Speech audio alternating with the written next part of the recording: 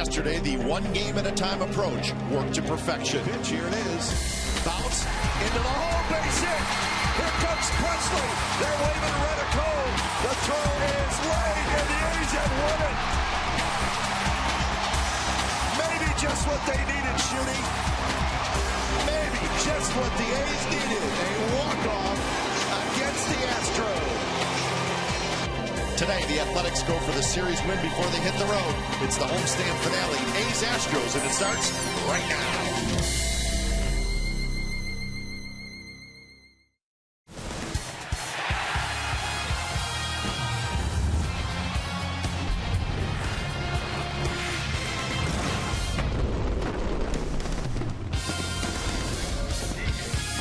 Well, we have pennant race baseball on a beautiful Sunday afternoon at the Coliseum. It's the rubber game of this three-game series. It's the Houston Astros and the Oakland A's, and you'll see today's game right here on Comcast Sportsnet, California.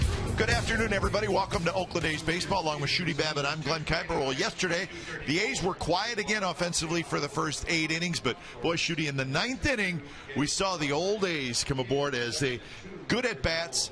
And when it all was said and done, they scored 3 in the 9th and beat the Astros. You know, Glenn, one of the great characteristics of this ball club that I love is that they don't waste outs, and it takes 27 to finish them off. In the 9th inning, Josh Donaldson does a tremendous job of getting this inning started with a big-time hit the other way, and Derek Norris just adds on by staying up the middle, not trying to do too much, getting a guy in position that's been very good for the A's when he's hot, and Josh Reddick drills one off the center field wall, and boy, oh boy, who better to have up than Jed Lowry, who can manipulate the ball anywhere around the field, just out of the reach of the shortstop here, and Josh Reddick is able to come in with a fantastic slide and give the A's the victory that they desperately needed. Well, if the A's are going to win this series, they're going to have to beat Dallas Keuchel, who's a pretty good left-hander, and he's pitched very well against the A's this year. Well, not very sexy in what he's going to throw up there, but very effective. Not going to light up the radar gun, but going to keep the ball down in the strike zone. One of the best in the American League in producing ground balls. It's going to be quite a challenge for the A's today to try to find a way to elevate the ball in the light air today, because when they do have the home run swing working, this is when the A's do most of their damage. All right, so the big question today is, will the 9th inning walk-off yesterday carry over to today? Well, we're going to find out. It's the A's and the Astros coming up here on Comcast Sportsnet California. We'll have lineups and first pitch when we come back to the ballpark.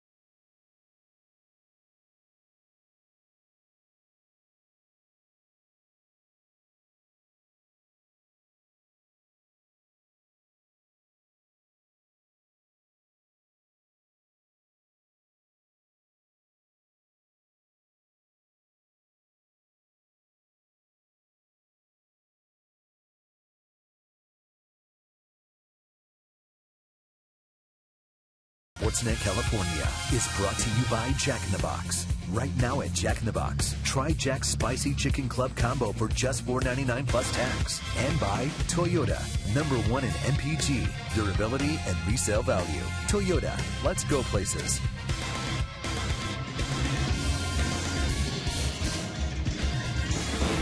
Beautiful day for baseball as we're set for first pitch. It's the A's and the Astros. Now, Raiders Postgame Live is airing right now on Comcast Sportsnet Plus, which can be found on Comcast Channel 104 and 780, DirecTV Channel 698-1, and AT&T Channel 768. Now, if you can't find Comcast Sportsnet Plus, log on to csncalifornia.com or call your local cable provider.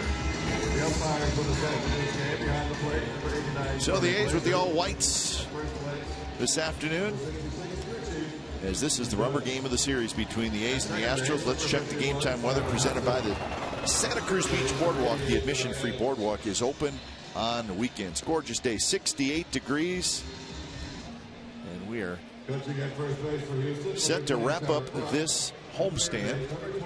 The A's will head out on the road for a 7-game road trip starting tomorrow in Chicago. Astros lineup today: Barisnik in right, Altuve at second, Fowler in center, Carter the DH, Castro will catch. Gonzalez plays third, Singleton at first, former A Gregorio Petit at short. Alex Presley gets to start in left field. Towing the bump for the Oakland Athletics today, big right-hand pitcher Jason Hamill. All Big Jason has to do, Glenn, is basically go out and do what he's done throughout his last 5 starts, and that's dominate. Only allow 1 run or fewer. I guess that's fair to say that he's given his team a chance to win. So we'll take that effort for him for sure. No question. He's been pitching very well as of late. So Jake Marisnik steps in. He's in the leadoff spot today after hitting down in the order the first couple games in this series. And the first pitch of the ball game is in for a strike. First pitch, 107.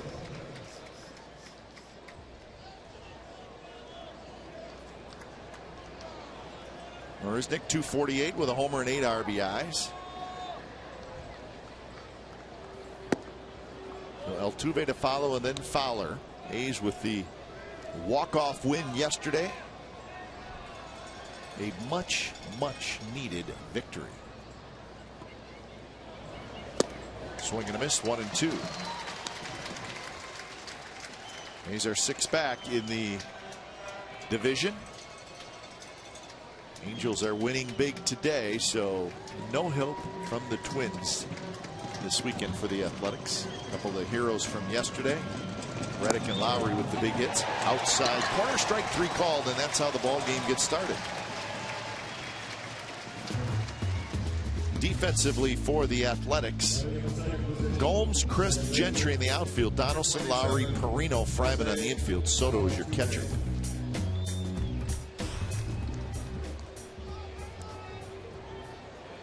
So that'll bring up Jose Altuve.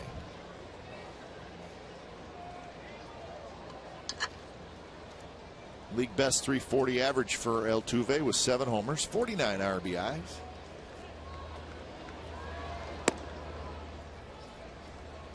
Got to be careful with that first pitch to Altuve. He's not afraid to take a rip at it. He'll go up top after 1 as well. This one's sliced foul. Yeah, we've seen him hit some high pitches in this series for base hits. Back in your day, Glenn, they would call that tomahawk. Yes, I think they still call it that. So 1-1 to Altuve, closing in on 200 hits. He's got 197. This one's hit towards center. Croak goes back. He was shaded a little bit to right center. So 2 away here in the first. The A's have to be extremely happy early on watching Jason Hamill attack that rawhide like he is. When he's establishing fastball command early on, that gives him the ability to expand out of the zone. And when he does that, he can be very tough.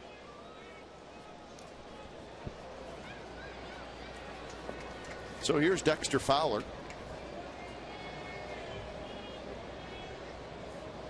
It has not been a good series for Dexter Fowler. He's 0 for 8. And he has not looked great in center field, unfortunately for him. I think a little bit of that is OFA. Could be. It's a good spot to hit. Third with Altuve in front of you, Chris Carter behind you.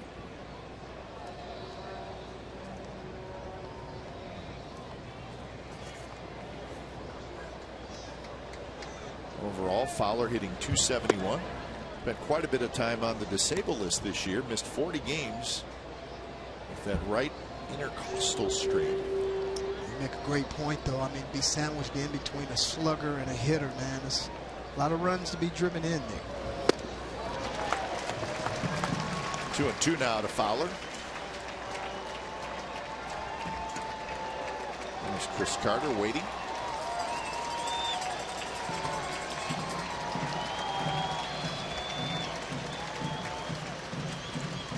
Hamel kicks, looking for a 3-up, 3-down inning. Foul back.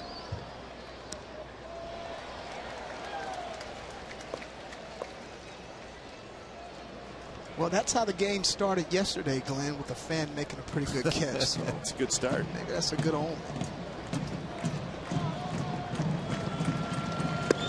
Strike 3 called. So Hamel with a nice first inning, couple of strikeouts. Bottom of the first coming up. No score.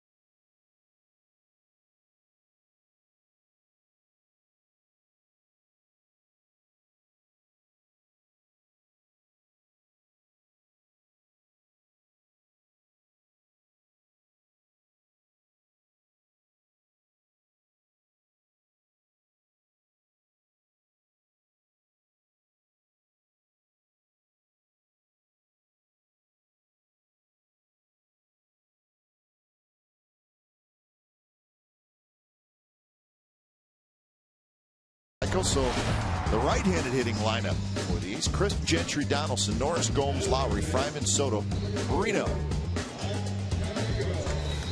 Well, on the hill today for the Houston Astros, 26-year-old Dallas Keuchel, born and raised and still lives in Tulsa, Oklahoma. In his short stint in the American League, he's one of the top ground ball pitchers. So what the A's intention today is probably try to get some guys on base and break his concentration, somewhat disrupt his rhythm, and perhaps put up a crooked number or two. Defensively behind Keuchel, Presley, Fowler, Marisnik in the outfield, Gonzalez, Petit, Altuve, Singleton on the infield. Castro's your catcher.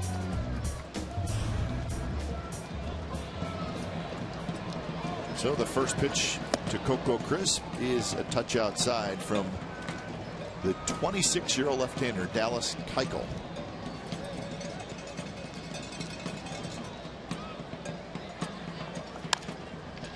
Bounce to the right side. Nice hop for Altuve. So Coco is out. 1 out for Gentry. Keuchel is facing the A's for the 4th time this year, and he's pitched well in each of the first 3 starts. Unlike Brett Overholzer, who they faced, was pretty deliberate in his delivery. Keuchel somewhat gives you a little more arms, legs, and body action to try to create a little more deception, but there's no secret. He's going to try to pound the zone and keep the ball down and make you hit the ball into the dirt.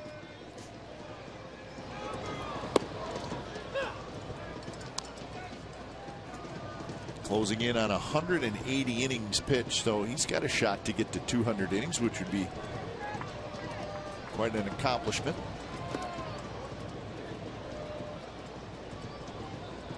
Well, what I've watched over the past 3 days, you have to be impressed with what the Astros organization is doing.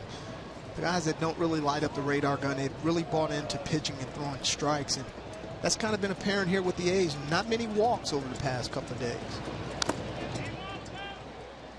And we know that is a big part of their offense. So when you're not walking, you've got to find other ways to score runs. You're right. A's lead the American League in walks, and they have pretty much the whole season, but just a couple in this series.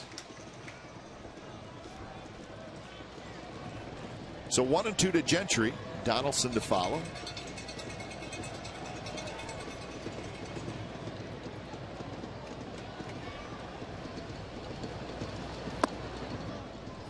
Keuchel was a 7th-round pick in 2009 by the Astros.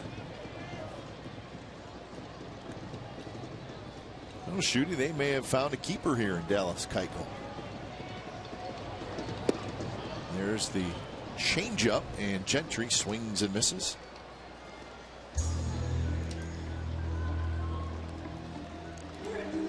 Time now for the Nissan keys to the game. Punish Keuchel early. You can't allow this young man to get in a rhythm and put you to sleep. And number 2, whoop on your little brother. The Houston Astros have a bright future in front of them, but right now is just not their time. The A's are the pride and joy of the American League West, and they've got to make a statement today. A's are 11-7 against the Astros this year. 6-2 here at the Coliseum. A bit different than last year. The A's were 15-4 against the Astros last year.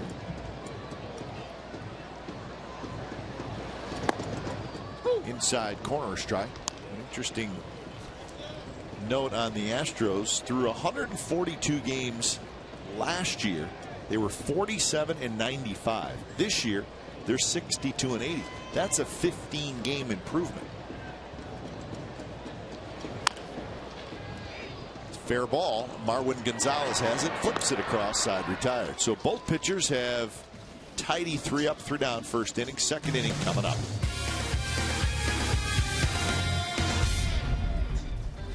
Ladies and gentlemen.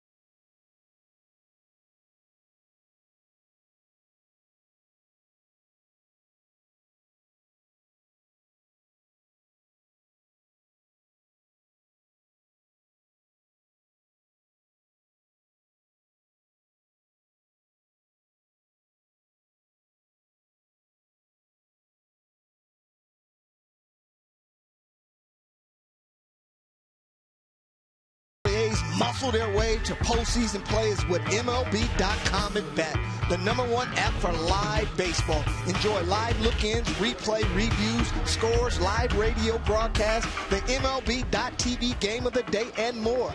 Get it back for your smartphone or tablet on the APP store or visit MLB.com.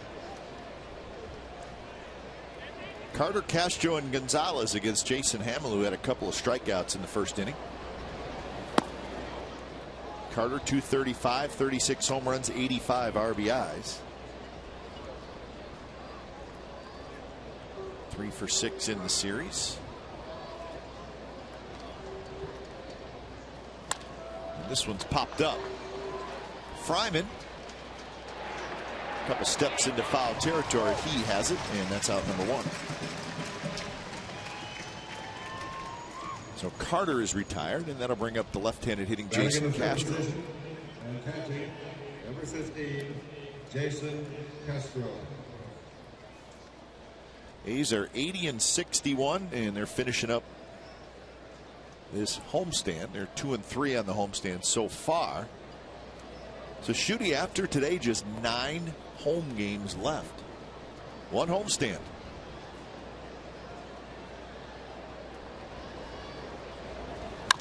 There's a line drive, and Castro has a 1-out single. After today, the A's have 9 home games, 11 road games, so 20 games total left. Well, you always look so forward to playing at home because you feel that you truly have the advantage. But as you look on here, one thing that Hamill's been able to do is get his fastball in the areas that he's wanted to. When you throw a fastball down and into a left-handed hitter, it's basically his strength. And what Gonzalez is able to do here is put a pretty good swing on him there. Or Castro, should I say. So here's Marwin Gonzalez, the switch hitter, who's playing third base today.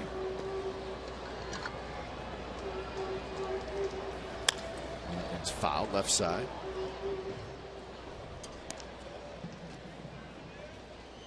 There's the 20 games that remain after today, and 13 against the AL West. The non-AL West games are the 4 coming up in Chicago, which that series starts tomorrow. And then there's 3 games against the Philadelphia Phillies on that final homestand. That's right, the Philadelphia Phillies. Don't forget about those guys. That will look awfully strange. Will be strange. That's a good call. But we will see hometown's Jimmy Rollins. Yep.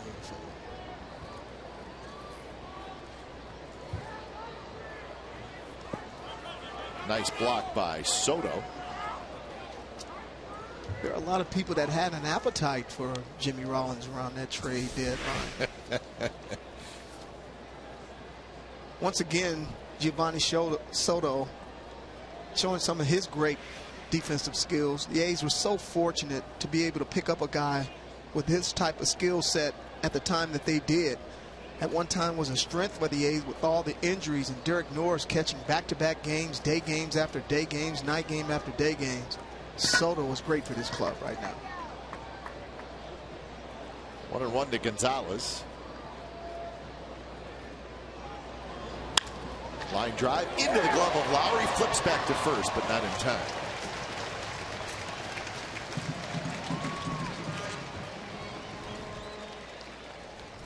So that's out number 2. Expo brought to you by Cache Creek Casino Resort.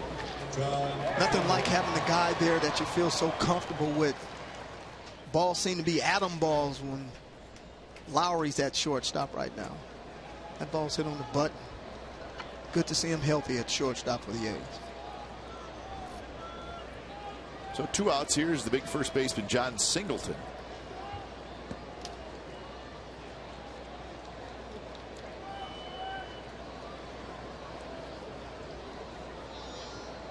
Singleton with a home run here on Friday night. He's got 13 on the year, 42 RBIs. He's done that damage in 80 games. So you see the power. No doubt that it's there. He's also struck out 113 times in 273 at bats. That's a lot of work. That's a lot. Yeah.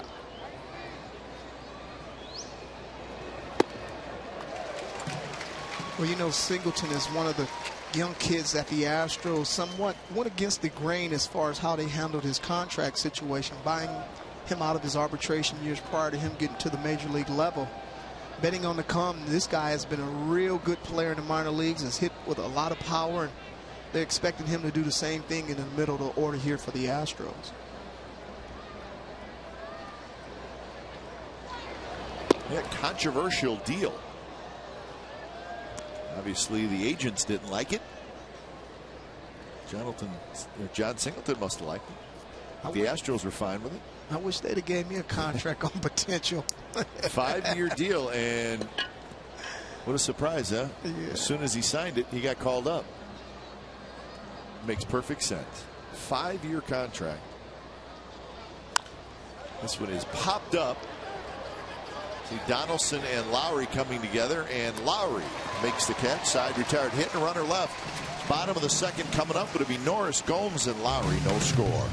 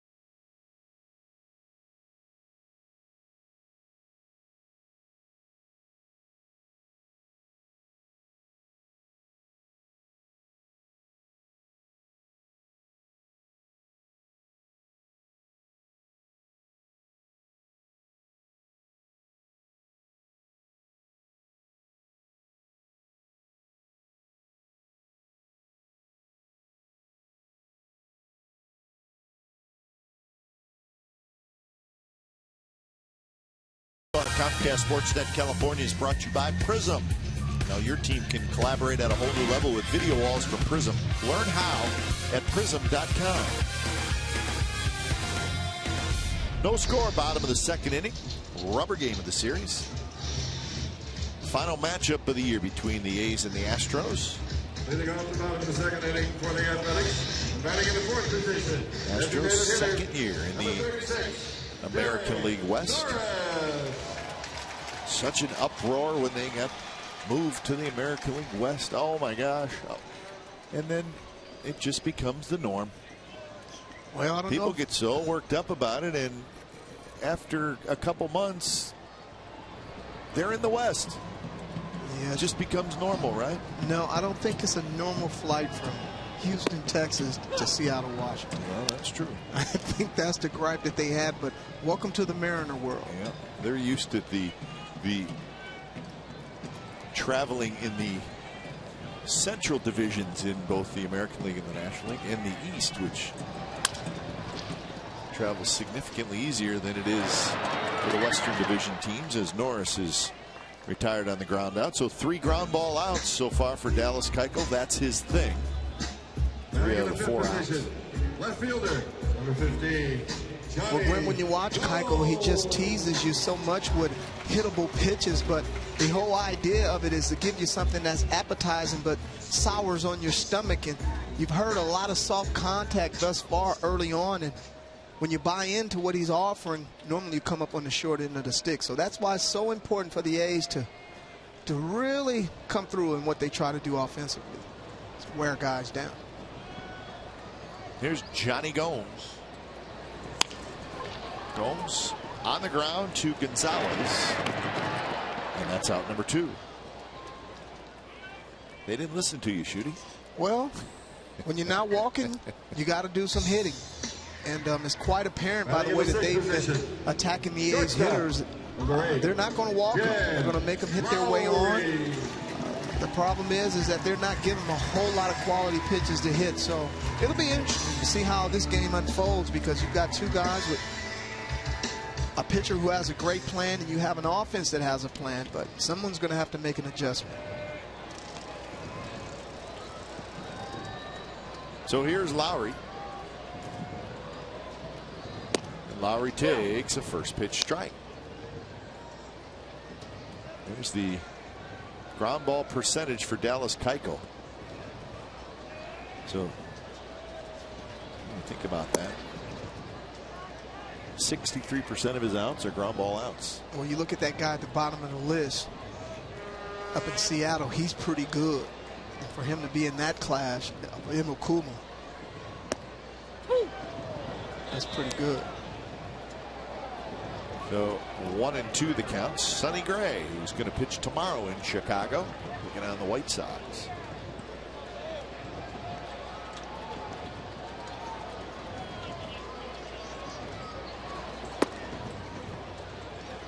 And Keuchel always around the plate. He works quickly as well. He's right back on the rubber.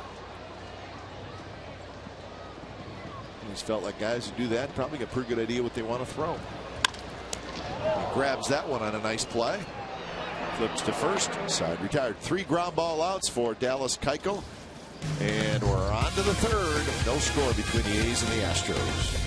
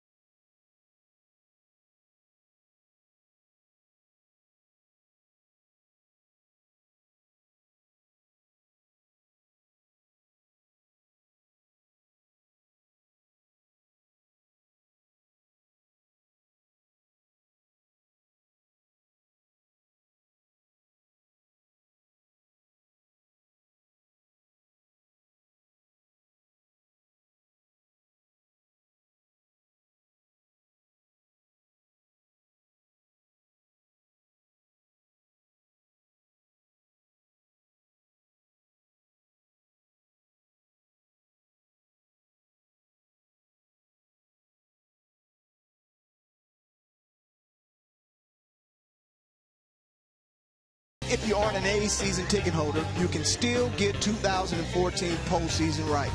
Just place a deposit on a 2015 A's ticket plan and secure your place in line for 2014 postseason tickets. For more information, call 510-638-GO-A's or go to athletics.com/deposit. First pitch swinging is Gregorio Petit. It's a high pop-up foul into the seat. Saw a note just a little while ago, right before the game started, where the American League wild card game is going to be played on the Tuesday right after the season. The National League wild card game will be played on the Wednesday. I hadn't seen much of a postseason schedule, but I just did see that note. Well, Glenn, there you go. You know, I'm not the sharpest guy when it gets to figuring all that stuff out, but we are going to play 162 games, 7-8 months out of the year, and we're going to be in a hurry to play one more game for the playoffs. Why not 2 out of 3, man? Yeah, I think you're right. Perino cannot quite get it. Heck of an effort by Andy Perino. Well, Glenn, on the first foul ball, one thing that I noticed with Nate Fryman, that ball was about 15 feet into the stands, and he was still running over there perhaps if he had a chance. Andy Perino goes a long way. Whenever second baseman runs into the bullpen after a foul ball and has a chance, that lets you know that he's ranging way out of the norm of most second basemen there. So That's going to be big because Big Nate's having a tough time over there. We know how difficult it can be here during the day at the Oakland Coliseum. Perino Pirana. We like it.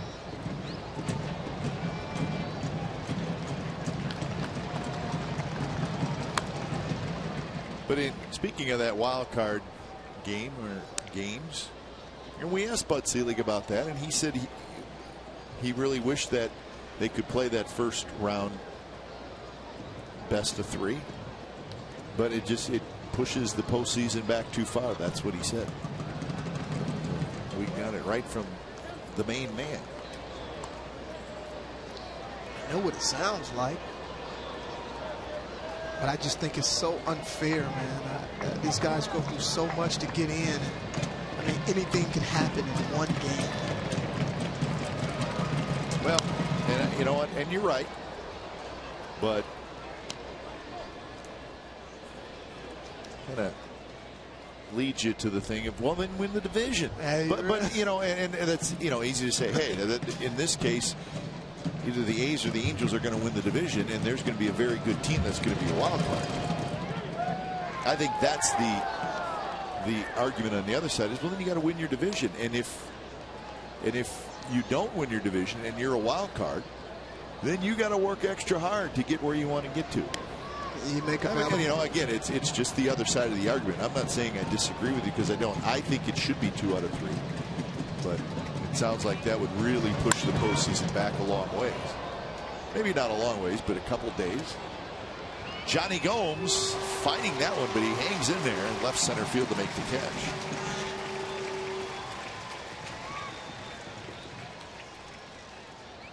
Talking about home field advantage, I mean, this is one that I think is probably as huge as any.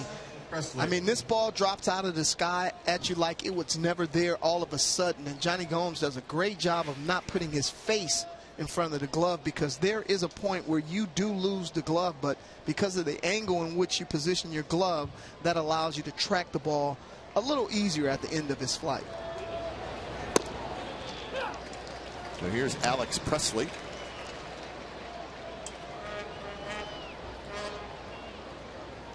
Presley hitting in the 9th spot, playing left field today.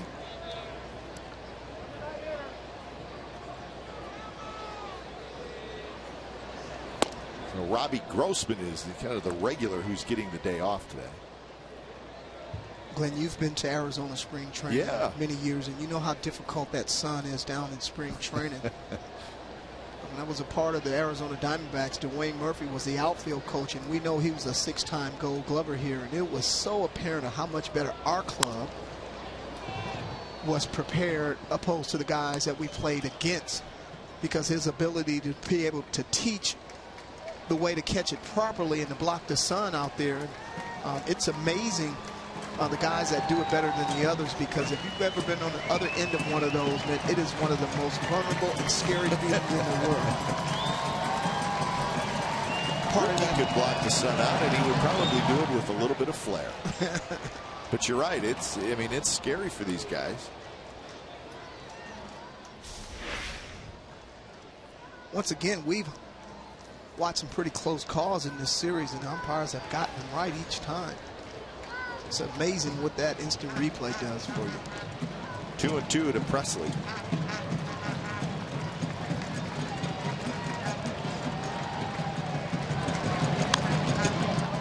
And this one's popped up right behind us.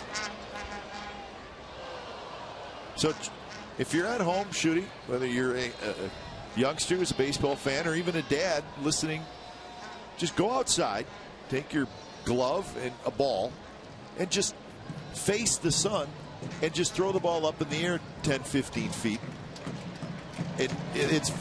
That's difficult to do. And practice blocking the sun. You are so right. Just 10 feet. Try it. It's a helpless feeling. Presley strikes out. That's the 3rd strikeout for Jason Hamill. Weston wild card. The standings look like that. A's 6 back of the Angels, and then that wild card, the A's are the #1 wild card, 2 ahead of the Mariners. Tigers are a game and a half back of Seattle for the 2nd wild card. So that is up to date. Indians are on that page, and the Indians are the only team on that page that have a final score. They won today 2-0 over the White Sox. So keeping an eye on the Angels, keeping an eye on the Tigers, keeping an eye on the Mariners. That's the way it's going to be. The Angels are winning right now 14-3 over the Twins in the 7th inning. So they're going for the sweep, and it looks like they're going to get it. So the Angels are not slowing down, folks. Nothing you can do about it. The Mariners are scoreless, I should say, in the 6th inning down in Texas. Rangers and the Mariners. Mariners won last night. And that one spins Marisnik out of the way. Well, a lot of times that fastball's intent is basically to kind of straighten that hitter up a little bit, so possibly I can attack you a different way, maybe with a slider out of the zone. There was a slider. 1-2 the count. And that used to be a norm for a hitter, knowing in an 0-2 count, pitcher's going to do everything that he possibly could to get me uncomfortable, get me thinking about that fastball that he just threw up in there, and possibly my knees might buckle and I might not be able to keep my shoulder in on that breaking ball. There's a line drive right center field base hit, and that's going to roll to the wall. Marisnik can run, and he's going to get to second. He's going to stop there with a 2-out double. When you look at that pitch, same location, different type pitch. Marisnik staying on the fastball, able to serve it over to the right field side, keeps his head down on the baseball. Even though he's out a little front there, he's still able to keep his hands back a little bit and drive the ball into the right center gap. That ball's hit pretty hard because Coco normally does a pretty good job of cutting balls off and keeping them from getting in the gap, but that one had some top spin on it and got there in a hurry.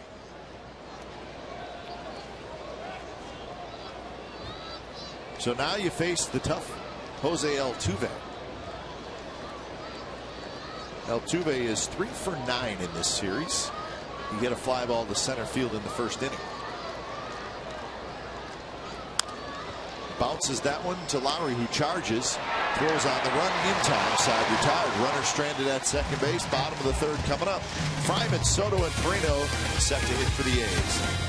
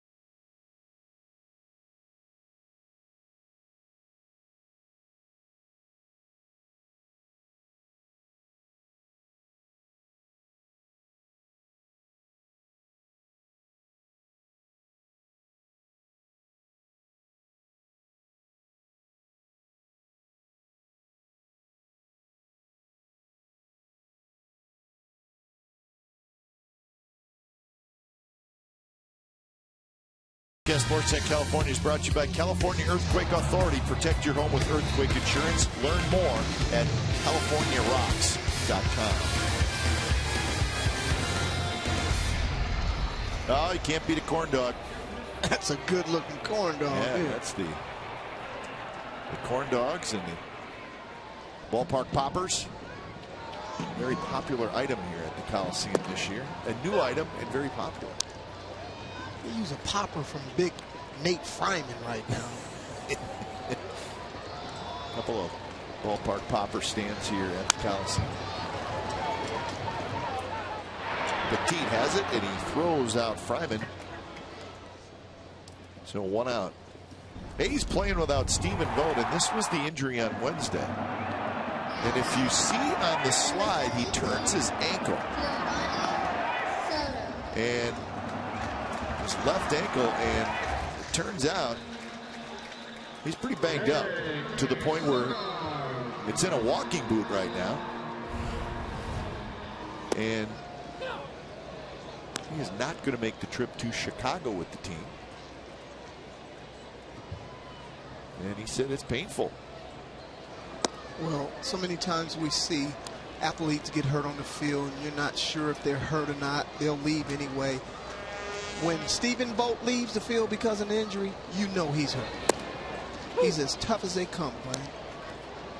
He'll probably try to go out there and play in that boot if Melvin lets him.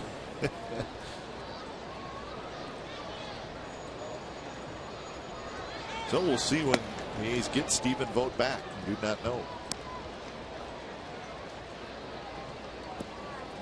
2-2 the count to Soto. 7 in a row retired by Dallas Keuchel to start the game.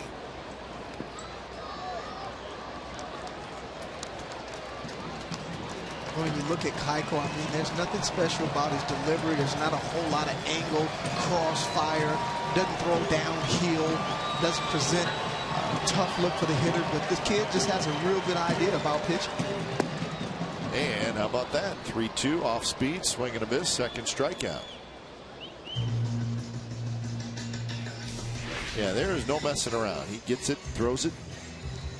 Usually a pretty good pitch. And typically there's nothing straight. I mean, that's basically a changeup with about 4 or 5 inches of sink. And when it appears to be a fastball, and most hitters are good fastball or BP speed type fastball hitters, but Keuchel has a little extra movement on every pitch that he throws. The breakdown. Slider's a good pitch for him. The change. And of course with him the fastball, but it's such a good sinking fastball that it's just not your average two-seamer that the guy tries to get ground balls with. He gets them on a regular basis. Well, in order to be successful as a pitcher, you need to be able to make the ball move both ways. He can cut it and he can run it, and he can make it go up and down. Well, there you just saw the pitch just a little up, fastball, not high velocity, but Perino swings and misses. So see where it is. Elevated fastball. And now see if he goes to the bottom half of the strike zone. Stayed with a fastball and he gets a strikeout. So 9 up, 9 down for Dallas Keuchel. We're scoreless after 3 from the Coliseum.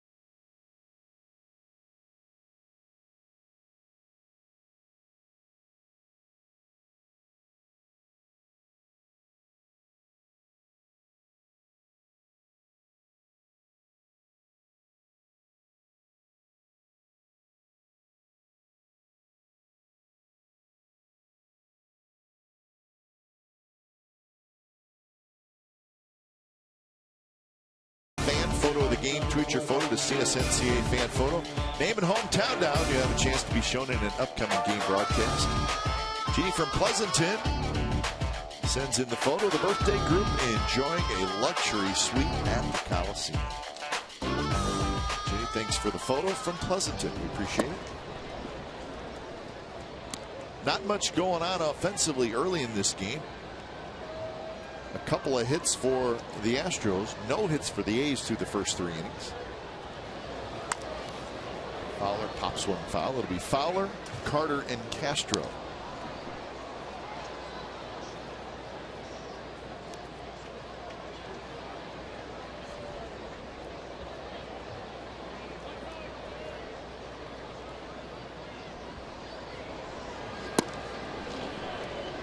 Fowler struck out looking to end the first inning. Hitless in this series is Dexter Fowler.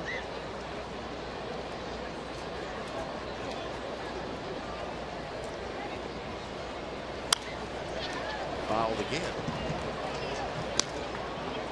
Tom Wallace, interim manager. He's 3-1. Good winning percentage. Wallace. A lot of managerial turnover though in Houston. Shooty Lawless is the 7th manager the Astros have had since 2007. So that's 7 managers in 8 years. Bad players get good managers fired. Yeah, well, that's probably true. And Fowler has his first hit in this series, and it's a line drive to right field. You know, Glenn, Fowler has always been a good low ball hitter, excuse me. And I know we say this about left-handed hitters a lot, but this is a young man that switch hit when he was with the Colorado Rockies, and he gave it up for the simple fact that he was having problems covering everything but the low pitch. As you can see here, that is basically one of his strengths there, because he is able to get to that pitch without much effort. So here's Carter. Fowler's got good speed. Got to keep an eye on him.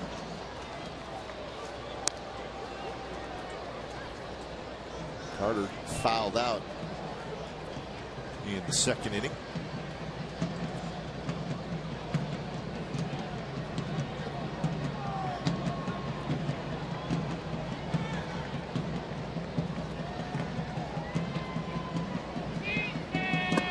There's a strike. Getting back to that managerial history with the Astros, Shooty.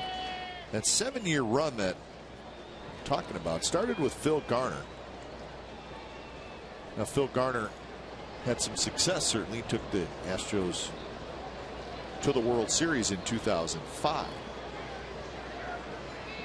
But in 2007, he was the manager and then was replaced by Cecil Cooper. So starting with that season and Phil Garner that year, it's gone Garner, Cooper, Dave Clark was an interim manager, Brad Mills, Tony DeFrancesco, Bo Porter, and now Lawless. It's just a lot. I think there's a lot to be said about continuity with the manager and continuity with the front office. Well, Chris Carter can't lay off the good high breaking ball of Jason Hamill. Carter's had a lot of success with the fastball here early on, so he is paying close attention to him, that's for sure.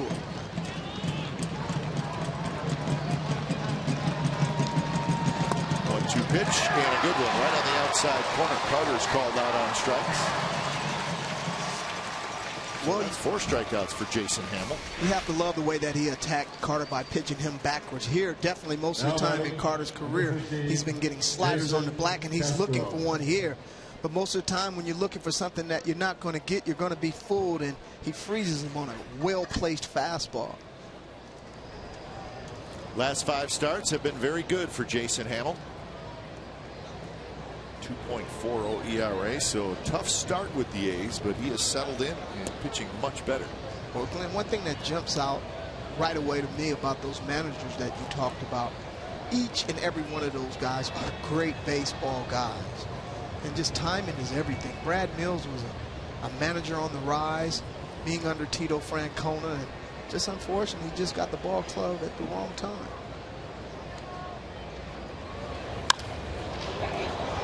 Castro drives one deep right center field. Coco right in front of the wall. He's got it. The Fowler gets back, and Castro hit that ball well, but comes up short. That is such a tremendous play by Coco, Chris. I know it appears to be routine for us now because we've watched him make so many great plays here at the Oakland Coliseum. But this ball is well driven.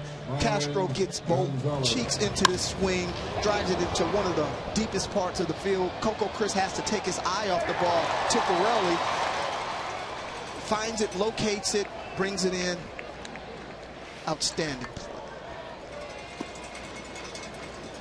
So 2 outs for Marwin Gonzalez.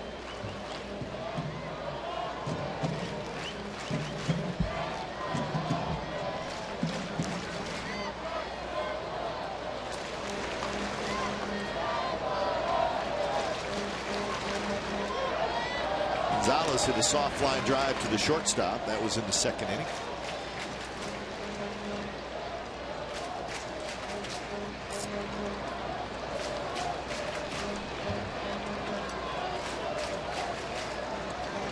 Rangers have taken a 1-0 lead over the Mariners in the 7th inning down in Arlington.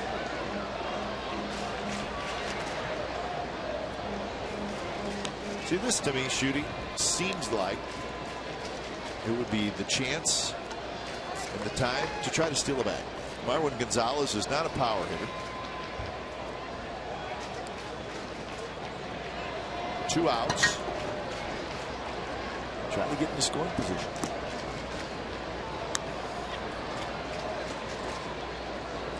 Well, I think what happens is you've got a manager in the A's dugout who's a former catcher. You've got Lawless, who's an aggressive guy. There's a chess match going on. Both of them understanding that might be the situation. Should I call a pitch out? Should I send him now? The Astros, a team who plays with a lot of enthusiasm and aggressiveness, I would feel that they would be running as well.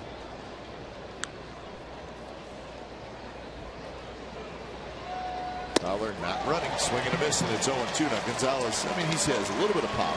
He's got 6 home runs, but would not say he's considered a power hitter.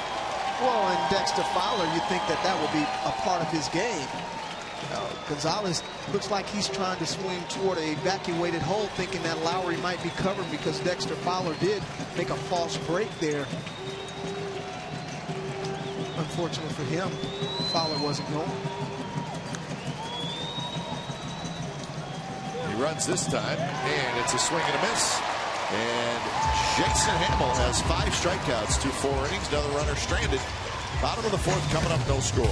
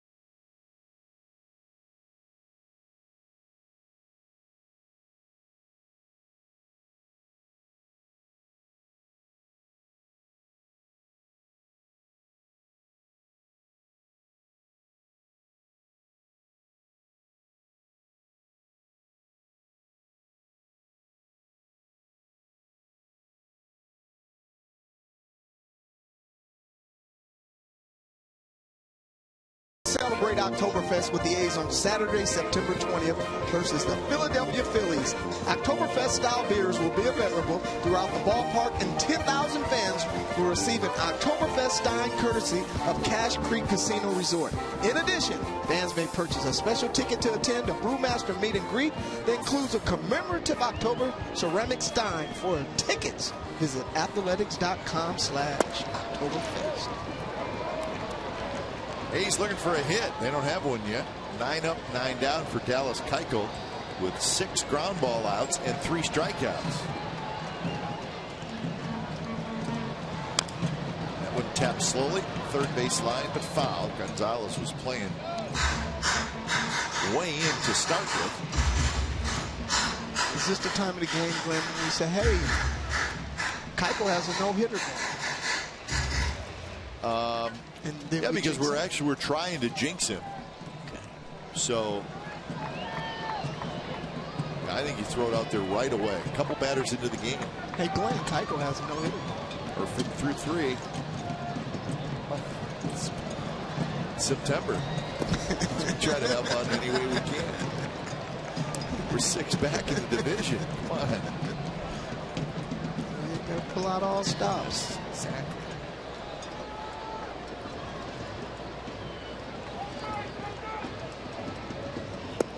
And the 2-1 off speed, 2-2. Looks like he's got good stuff today, Dallas Keuchel.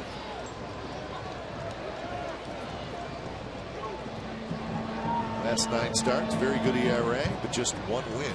Run support has not been there.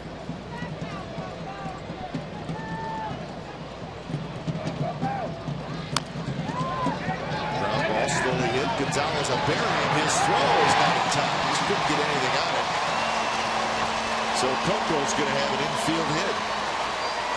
You jinxed him, Glenn. That's what we were trying to do. So that brings up the question, should he have let it go? Well, Coco gets a great jump, and I don't think you have any chance here anyway. I think that ball's going to stay fair, but Coco somewhat a jailbreak type swing, just trying to stay alive in the box, able to get a piece of it, chop it in the ground, and with his speed, he's going to beat that out 99.9% of the time. Yeah, I think it's easy to say, should he have let it go, but if you're a third baseman, you're going to feel that every time. Absolutely. You've got a chance to make a great play. And looking at the angle of that ball, it could have gone down the line for 2.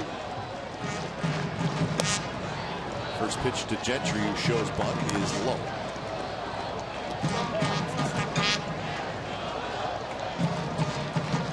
Royals won again, 2-0 over the Yankees. They just keep rolling along.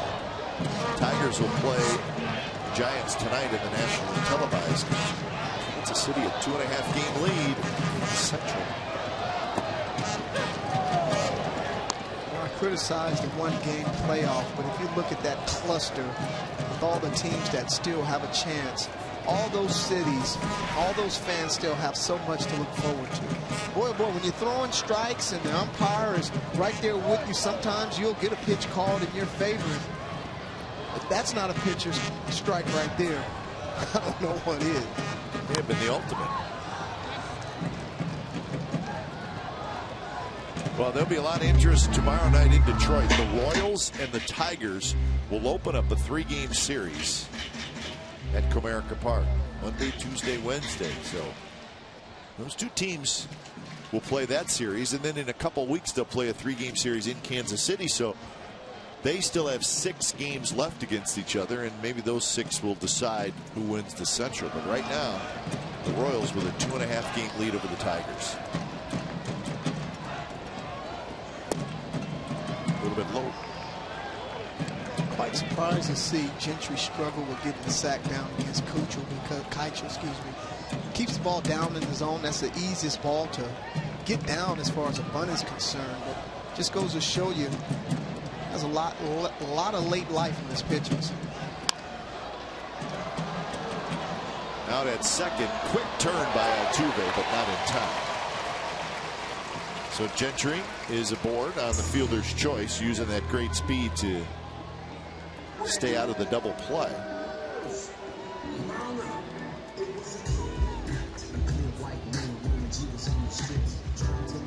Another ground ball by Keuchel. Donaldson. Just think when the A's get in situations, got to find a way maybe to start runners, get some guys over. No, Gentry couldn't get the job done there, but Keiko was a perfect recipe to get himself out of troubled innings because he is that ground ball pitcher. Here's Donaldson, who takes a pitch just off the plate outside. Donaldson bounced to third in the first.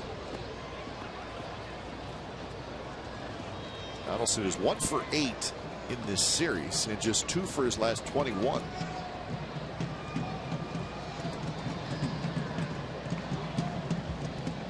Gentry with a good lead at first. Foul back. But a big hit in the 9th inning by Donaldson yesterday. It got the rally started. And then with 1 out, Norris had the terrific at bat. Ended up getting a single, then put runners at first and third. And then Reddick with the double. A lot of talk after the game on Reddick's double, which was very well hit ball. The talk was, did Fowler have a chance to make this play? Did he misplay it? Now watch where the ball lands and watch where Fowler is. Well, that ball is drilled, and I don't think he ever really saw it well off the bat. And if you watch the angle in which he went back on that ball, I mean, pretty good outfielders generally try to catch the ball over their shoulder. I mean, that was basically over his head, but I thought you made a great point yesterday. Had Singleton been at first base, the ball that Donaldson hit might have been an out. Driven deep left center. Fowler is going to catch this one right in front of the wall, and he hustles it back in. So Donaldson didn't miss it by much, and that's the second out. Now I think, watch, he looked like he got it off the end of the bat, just got it up in the air a little bit too much. Well, as much as Keiko's pounded at the bottom of the zone, you'd have to consider that fastball up being belt high. And we've watched Donaldson several times launch balls straight away to center field. He just couldn't get enough wood on that one. So 2 outs for Norris. Norris bounced out to short. But in fairness to Dexter Fowler, it was a very well hit ball by Reddick, no doubt about it. And I think it would have been a terrific play if he would have caught it. It was not a ball that every center fielder is going to track down, no problem. It would have been a terrific play. Well, we're so used to seeing these great players at this level make those plays on a consistent basis. And this is not to criticize Dexter Fowler at all. No. Those guys are superior athletes, and that is part of his game. So you just expect him to make those type of plays. 2-0 to Norris is drilled foul. Angels leading the Twins 14-4 in the 8th inning.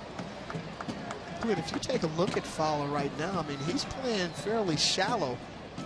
After getting beat last night, you would think that he would probably give himself a little more room out there, but you go with what you know.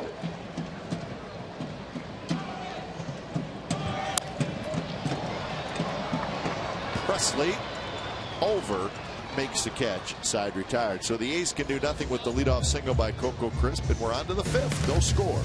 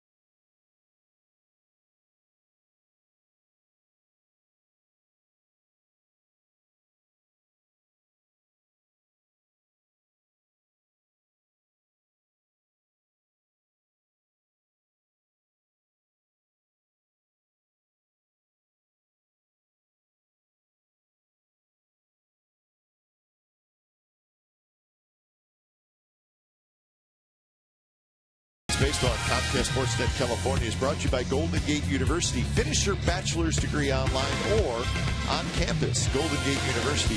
Make it your comeback year. The Paramount Theater in downtown Oakland, not far from the Fox Theater. Talking about theater, I'm going with my whole family to see Motown on Thursday. Really? Man. Can I go? Come on, man. We got room for you. I'll be in Chicago when I could get here. I'll fly you back. I got some frequent flyer miles. I'll loan you. How much fun would that be? Go to a Motown concert with Shooty. That would be a lot of fun. I might dress like James Brown. That would be a lot of fun. I could see you doing that too. I really could. Text me your outfit for the Motown concert. I want to see that. You got it.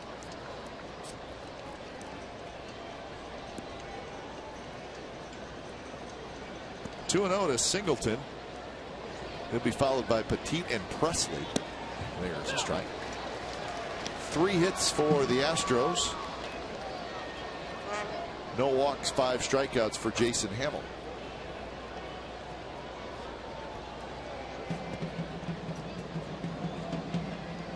Singleton popped out to the shortstop. You know, Glenn, watching Singleton take his hacks up at the plate today, I'd be quite interested in learning what he heard from the great Barry Lamar Bonds yesterday around the batting cage. Pretty intensive conversation going on. Yeah, Bonds was there for a long time. What we read was Bonds has a relationship with Dexter Fowler, but he was talking to a lot of the Astros hitters. Dan Radisson, one of the assistant coaches for the Astros, listening in. Yeah, my only problem with that was he's here at the Coliseum, and the way that the A's have been swinging the bat, he should have been over there talking to the A's hitters. Slide on over. Strike 3 called. Good pitch. And that is strikeout number 6 for Hamill. I just love the way that the Hamill was pounding the strike zone, pitching backwards. Twice he's gotten freezes from power hitters taking fastballs right down the middle of the plate. But once you get in a guy's head, you can get his game. And when Hamill shows you that he can throw his secondary stuff for strikes early on in the count, that only confuses hitters, as we watched Singleton walk away shaking his head. There you have first pitch breaking ball. Key to his success. First pitch breaking ball called a strike. That's a beautiful thing. This one flipped to right. Gentry's there. So 2 away here in the top of the 5th inning.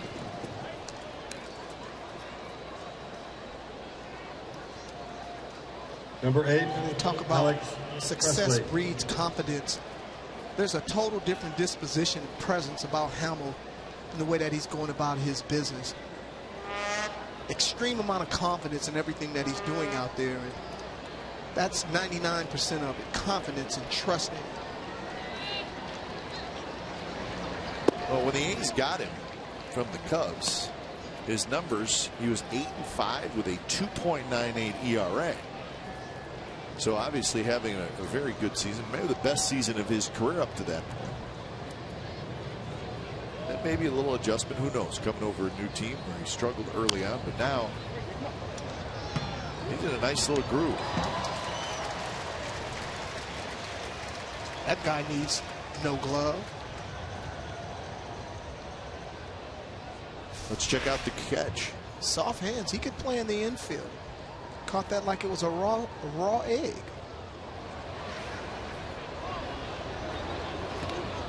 Well, there's a couple. The second level here at the Coliseum is foul ball heaven. It's set back just a little bit, and there's a couple spots that just down to our left, right around that area where we're kind of showing, man, they get foul balls all over the place. Curveball. Presley takes it. It's got to be the biggest joy for a dad and son to come to a baseball game, and the dad convinces his son to bring the glove and foul ball in their section, and the kid catches the ball.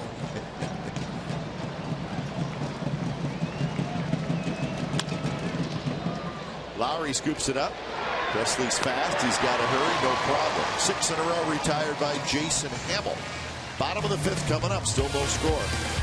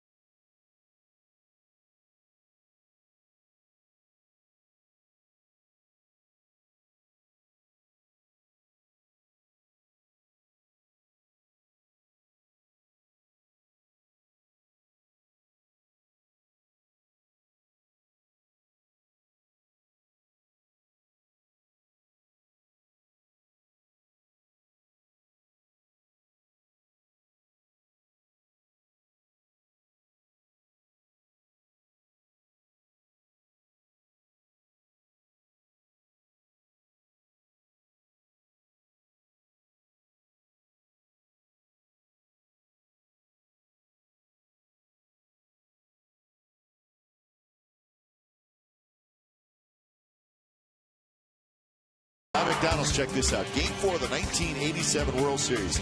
That home run hit right there was by Tom Lawless. A 3-run shot off Frank Viola, but that may be the best baseball time. Oh, my goodness. We saw that, and our terrific crew in the truck said, that has to be shown on our telecast. It was the 4th inning. Let's see. We got some more. So, second Major League home run. That was it for Tom Lawless. He was 2 for 25 during the regular season.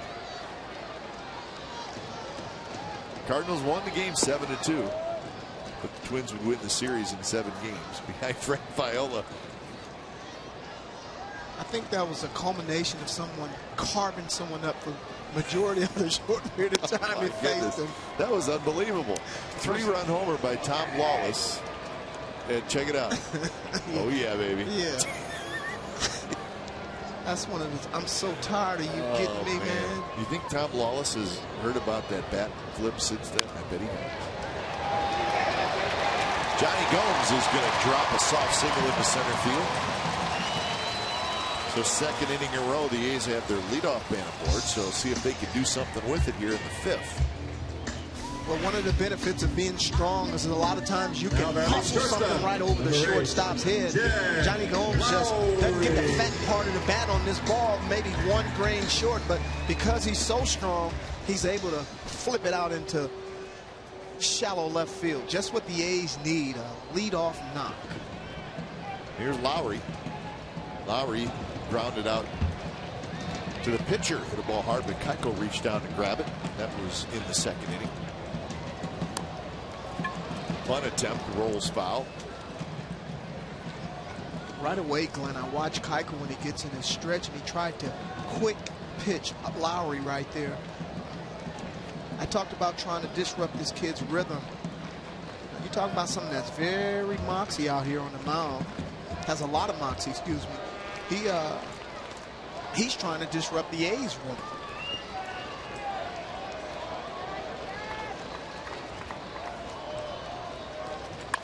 And there's a base hit to right field. Gomes will stop at second base. So Lowry, who thought about bunting the first pitch, lines the second pitch into right field. When the game ended yesterday, Lowry just served one to left field, not trying to pull a ball. Here from the right side, he does the exact same thing. Stay within himself, hit the ball where it's pitched. You know, he's one of the switch hitters in the league that has probably one of the most consistent swings from both sides of the plate. Not much change from the way that he sets up or the bat path in itself.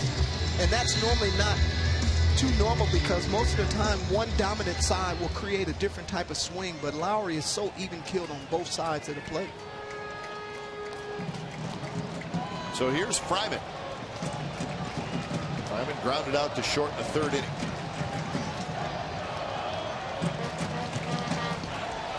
Fryman taps that one slowly off the mound. Keuchel fires to second for one. Altuve the turn, and they got him. Very nice play by the Houston Astros. And how about the turn at second base by Jose Altuve?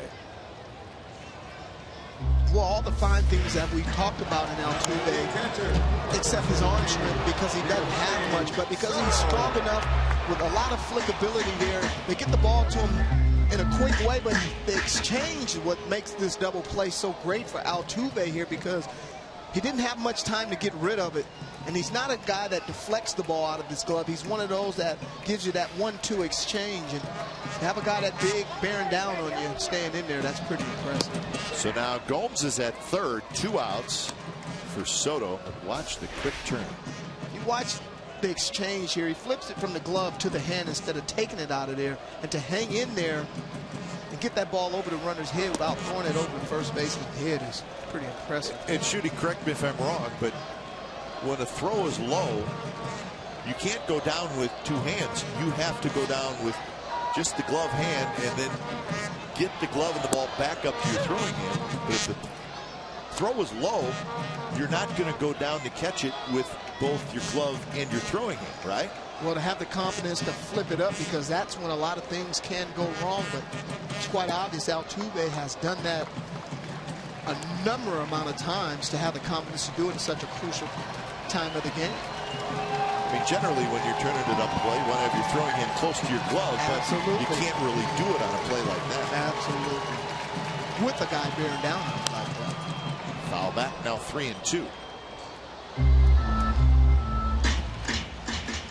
And you make a great point there, Glenn, in the fact that where that ball was thrown and the runner sliding into second base understands that as well, because that second baseman's going to make you get down once he catches that ball. There's a lot of action going down around the knees. Guy sliding, ball is there. 3-2, big pitch, here it is. And Soto just got a piece of it. Soto struck out swinging in the third inning.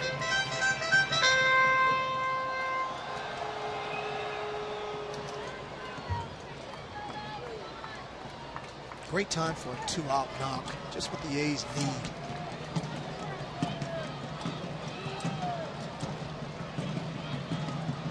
Here it is, and it's hit high in the air, left center field. But Presley, it hangs up, and Presley makes the catch. So Soto's retired. A's had first and second, nobody out, but could not score.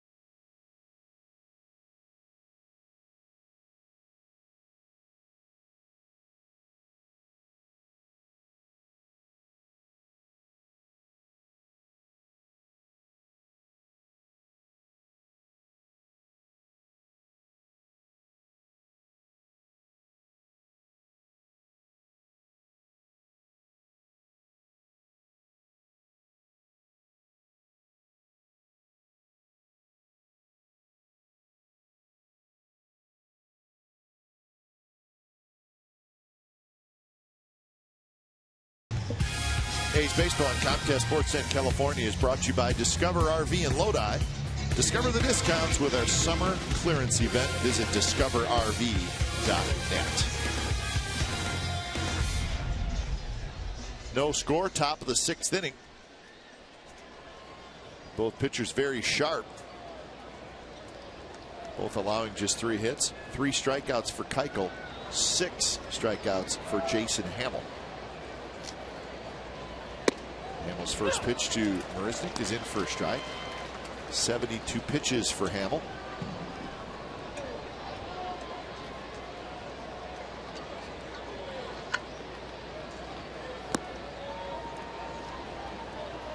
Rangers still leading the Mariners 1-0. That game now in the 8th inning in Arlington. So he's looking for a little help from the Rangers today. These Astros still have 6 games left with Seattle. And they have 3 games left with Anaheim. They're 5-8 on the year against the Mariners. So A's will be looking for some help from the Astros when they take on those 2 teams. Mariners just 2 behind the A's for the top wild card spot. Well, a lot of times you circle teams on your schedule late in the year that you felt that you had a pretty good chance to beat. I don't know if anybody's going to take these Houston Astros lightly as you go down the stretch.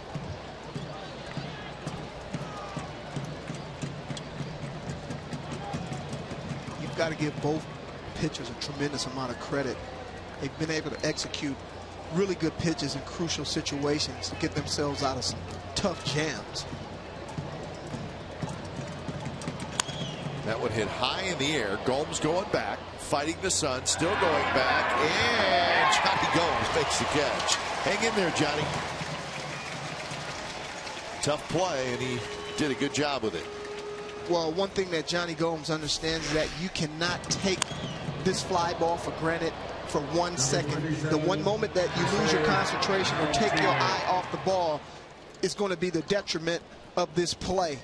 Blocking the sun with his glove, not putting the glove directly in front of his face and allowing the ball to pass through that dead zone that you can't, or that blind zone, should I say, that you can't see the ball. Johnny Gomes does a great job of battling that fly ball to the end. Here's Altuve with 1 out. Altuve, a fly ball to center, ground out to short.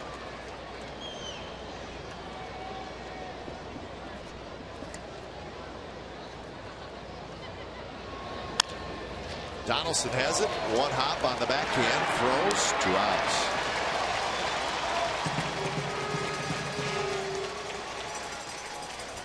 And Donaldson handled that one. The Oakland A's and Governor X present Salute to Service Sundays this season. At each Sunday home game, veterans, active duty, and first responder personnel can purchase tickets at a discounted price. They will receive $7 off Plaza level tickets and $5 off Plaza Reserve tickets to all Sunday home games. Visit athletics.com/military for more information and tickets.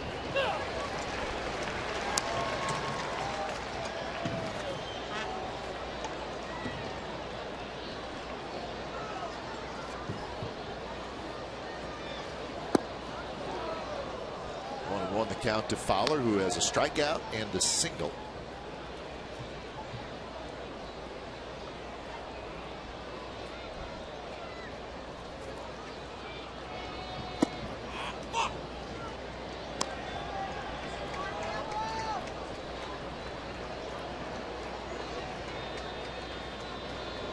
.81 pitches for Jason Hammel. There's only been 1 runner in scoring position against him. Marisnik's 2-out double in the 3rd. He's retired 8 in a row. When you see the way that Dexter Fowler tried to launch a 2-1 fastball, talk about that angle in his swing and ability to handle that low fastball in his last at bat.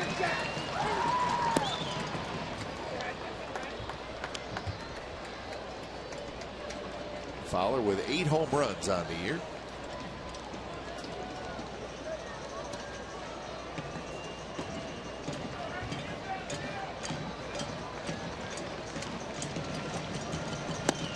Strike 3 called inside corner. Strikeout number 7 for Jason Hamill. Bottom of the 6th coming up. Perino, Crisp, and Gentry for the A's.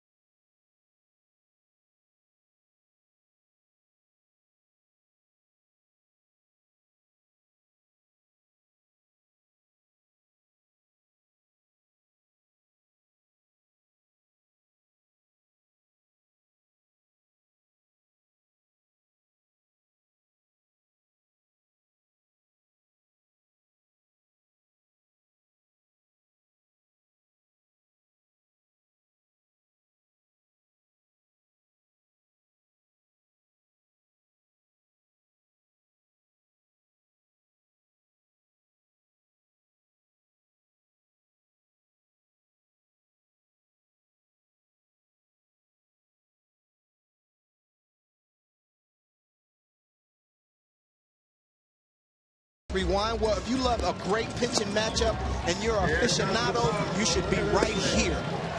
Jason Hamill has just been on point all day long, freezing Astro hitters in fastball counts and getting them to fish in hitting counts. And don't take anything away from Keiko, a ground ball machine. Through the first 9, there was nothing but strikeouts and ground balls, and not much has changed up until this point. The A's are doing everything that they possibly can to try to get him up in the zone, so possibly they could change what's going on in this game. But we've got a great pitching match here at the HOU at OAK. First pitch to Perino is a strike. Robbie Grossman has come in the game in left field for the Astros for Alex Presley. Do not know if there's anything wrong with Presley, but if we hear anything, we'll pass it on. You're right, Shooty. The 2 pitchers are the story right now. Keiko and Hamill. 64 pitches for Dallas Keuchel as he opens up the 6th inning. Perino hits it hard off the glove of Gonzalez, and the A's have a base runner. So it's going to be an error on Marwin Gonzalez, the 4th error in this series by the Astros. It's so easy to play this game in normal position, but now we have to cheat in because there's a possibility of a guy bunting a ball. A guy in Andy Perino is a lot stronger than a lot of people give him credit for. Hits a sharp hit ground ball down on Gonzalez that has some tricky spin on it and a little trickeration off his ankle where this ball ricochets off into foul territory. Perino comes up once again with a critical leadoff hit for the Oakland A's. Yeah, trickeration is not what you want as an infielder with the ball coming at you. Oh, no.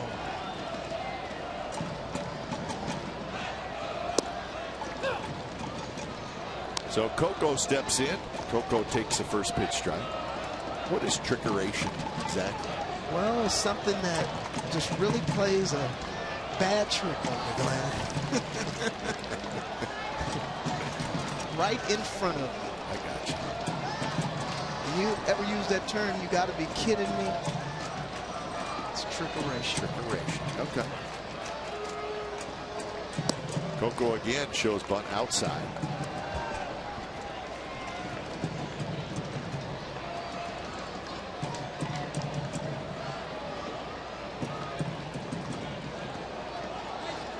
Coco with a ground out and a single. So 3 innings in a row that the A's have had their leadoff hitter trying to do something with it, and that one off the glove of Gonzalez into left field, and that's a hit. So we got an October Quest update from the studio. Let's check it out. Now batting right fielder, number 3, Greg Gentry.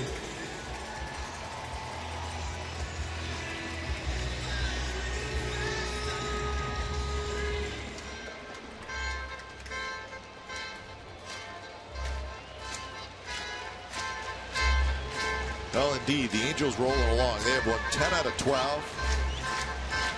And they will be at Cleveland tomorrow for a makeup game against the Indians. So, one game stop at Cleveland and on to Texas for a 3-game series Tuesday, Wednesday, Thursday. So that's the remainder of this road trip for the Angels. In fact, the Angels, all the rest of their games, except for that Monday game in Cleveland, all the rest are against the American League West. So they're playing great baseball. Yeah, it's so important for the A's to just take care of their own business right now. They can't pay attention to the Angels because basically their destiny is in their own hands. And as long as they win series and they win games, it's going to be very difficult for those teams that are chasing them. But they're truly right in the rearview mirror. So here is Gentry. Good bunter. Corner infielders in. So here's the, you got to try to execute it as the bunter, and you got to try to execute defensively if you're the Astros. First pitch is a strike. Well, where Gentry finds himself right now, you've got Singleton bearing down on you because what they're trying to make you do is bunt the ball to him. You've got Keuchel with great control, who just stole a strike on the outside part of the plate, what makes it very hard for Gentry to bunt that ball to third base. So the game is on for sure. Gentry has to execute, though.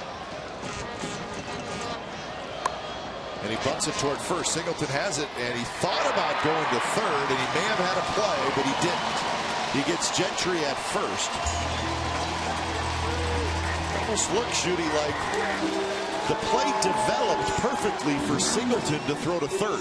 Well, what made the play for the A's is that Gentry bunted this ball pretty hard into the ground. That gave it a little elevation and kept the ball in the air a little longer, which didn't allow Singleton to rush in too quickly. I mean, he was right there, but the one thing that you don't want to do, that you're always taught, is to make sure that you get at least one out there. That would have been a catastrophe for the Astros had he not gotten one there. And that last replay showed really the third baseman Gonzalez actually pointing to first, telling Singleton to throw it to first. So Gonzalez also not near the bag. So they're going to walk Donaldson and pitch to Norris.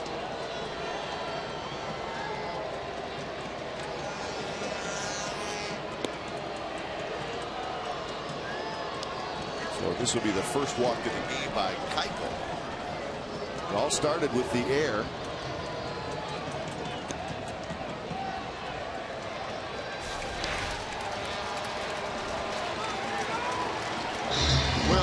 Was playing with his hair on fire. He's going to make sure that he gets into third base because he understands being on the other end of being the guy doing the sacrifice. And a lot of times when guys don't get great secondary leads at second base, if it's not a perfect bunt, then Singleton has a chance to make that play there. So give Perino a tremendous amount of credit, being heads up in a critical situation, getting a good jump, and making the job relatively easy for Gentry.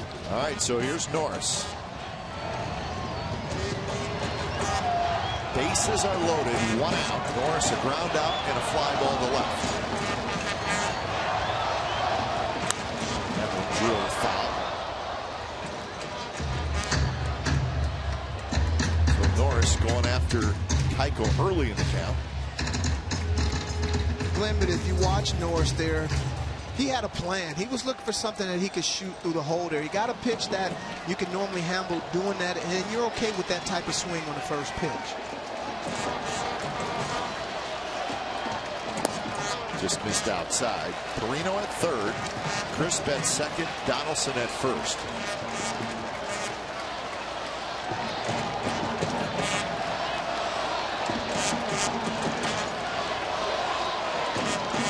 Johnny Gomes is the on deck hitter.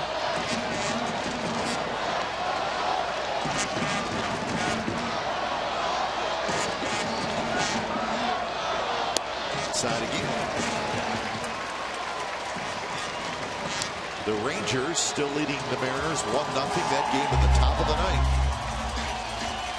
Texas trying to wrap up a shutout. A's trying to take the lead here in the bottom of the 6th inning. Out field shallow. And Norris fouls it back 2-2. Well, we witnessed Derek being in this same situation in yesterday's game. This is a young man that just does not give in. Has a tremendous ability to extend it back, foul pitches off, continue to battle up there. Good matchup of a strike thrower and a guy that's a pretty good contact hitter.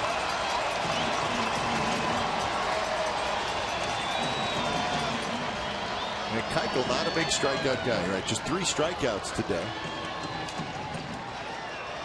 And he's got the old equalizer with that great sinker.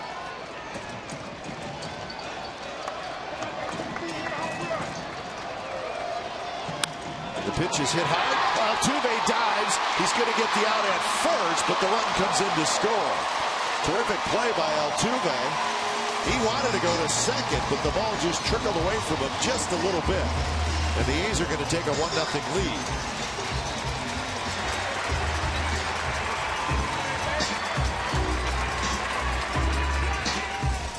Jose Altuve, all skills have been on display, showing the ability to range to his left here on a hard hit ball. One thing that normally happens to an infielder when he's making a play, upon catching the ball, a lot of times the impact of hitting the ground will dislodge the ball out of your glove here. And the one important element of that play, the only way that you're going to be successful is that you have to get up very quickly in order to be able to execute it. Jose tried to get up before he got it, and that's what allowed that ball to just trickle away from him. 2 outs, second and third to run in. Here's Gomes. First pitch strike. Well, not only are you trying to get 1 out, you're trying to get 2. Oh, yes. So you're really trying to hurry things up.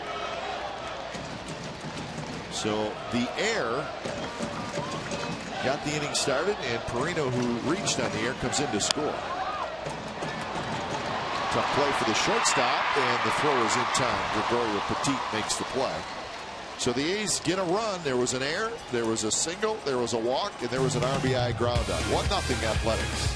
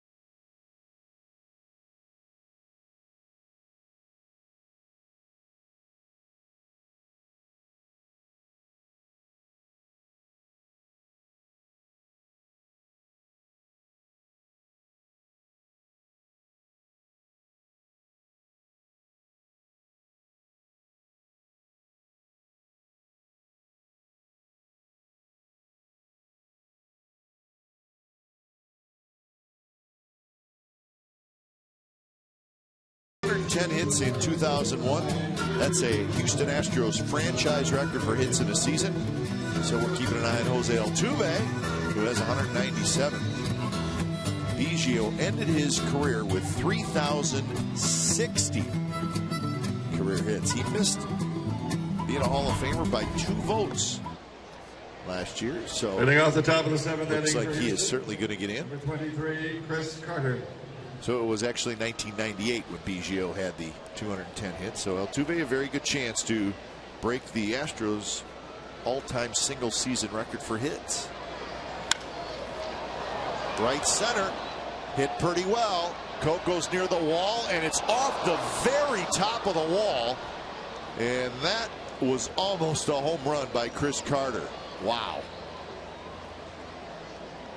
It is a double And watch how close this was to going out. Well, just watch. This is more or less an arm swing by Chris Carter here. That just shows you how strong he is. And for him to drive the ball out of the deepest part of the park here, I mean, one more foot and we're talking about a tie game here. So we know the ball carries here during the daytime, but wow. Maybe that's the couple of inches that the A's are looking for things to start turning their way. So Carter, his 20th double of the year. It's a leadoff double. So the tying run at second. Here's Castro. Castro with a single and a fly ball to center field. A deep fly ball. That was in the 4th inning. Glenn, Chris Carter is a strong young man. Yeah, I mean, that off the bat, it just looks like a fly ball, but he must have some good backspin, because his ball just gets up in the air and it just goes, and that's usually what backspin does to a baseball. It just helps it get up in the air and it just keeps going.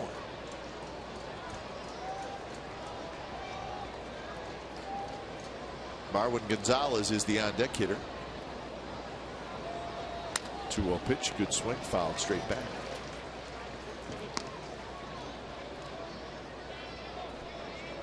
A couple of years back, I saw Chris Carter at an all-season banquet. And you know his mild-mannered ways. I walked over to him. I said, "Hey, no one has talked to you, man. When you leave here, knock over a chair, a table, or something. You're 6'5", 240.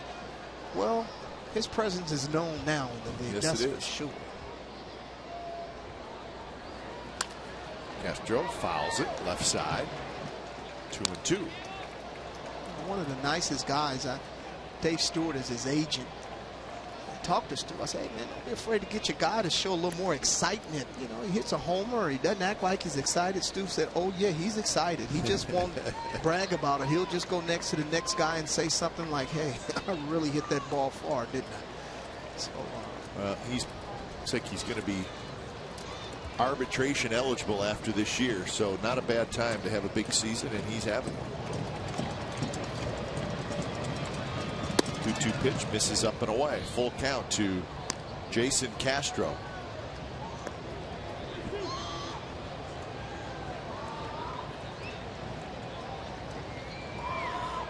a real crucial time for Hamill now, right in the heart of this lineup. Houston's best hitters. He was able to escape Altuve, but these guys can do some damage here. Just outside, and it's a walk. First walk in the game issued by Hamill.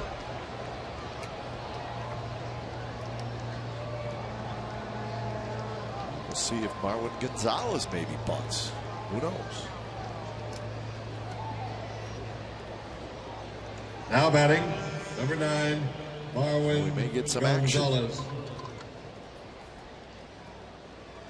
Well, Hamill had his way with him in his last at bat when he struck him out. He hit a ball hard to the shortstop early on.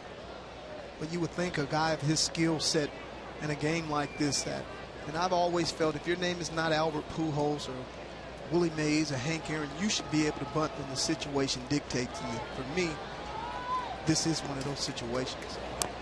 And it is bunted, and it's a good one. Norris picks it up, he fires, and they just get Gonzalez. Make that Soto, I'm sorry. Giovanni Soto made the nice play. Nice play all the way around, executing the bunt. Soto bouncing out behind the plate, but when you get over there as a second baseman, now you have to turn into a first baseman, and a lot of times you find yourself what it feels like to be a first baseman, because now you have to change your feet and get out of the way of the runner and still concentrate on making the catch here. Gonzalez does a great job of deadening the ball here. Soto calls Donaldson off, lets him know that I have this one here easily, big fella. Fires a good shot down to first base. So here is Singleton. First pitch to Singleton, close call the ball, 1-0. And Ontero's throwing. So interesting here, Shooty, you have a guy who strikes out a ton. Hamill's got 7 strikeouts today, and obviously that's what he's pitching for right here. And this one's popped up, and it'll be into the seats. It's amazing how this game goes. You get a chance to watch it, and how managers and players play it, how managers manage it. You're in a situation here where it's a one-run game. You're late in the game. The A's are somewhat giving Singleton the run at third base by playing the right side of the infield back. All he has to do is execute a ground ball, and you have a tie game here. On the flip side, you would think, well, why don't the A's play the infield in and take that run away? Well, the one thing they don't want to do is let that guy in at second base on the base hit. Up and away, 2-1.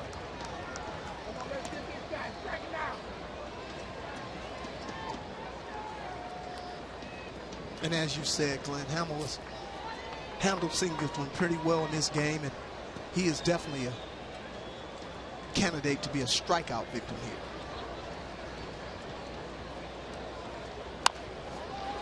And this game's going to be tied, grounded to Perino, so Singleton had to make contact, and he did. Carter comes in to score, so it's a 1-1 ball game.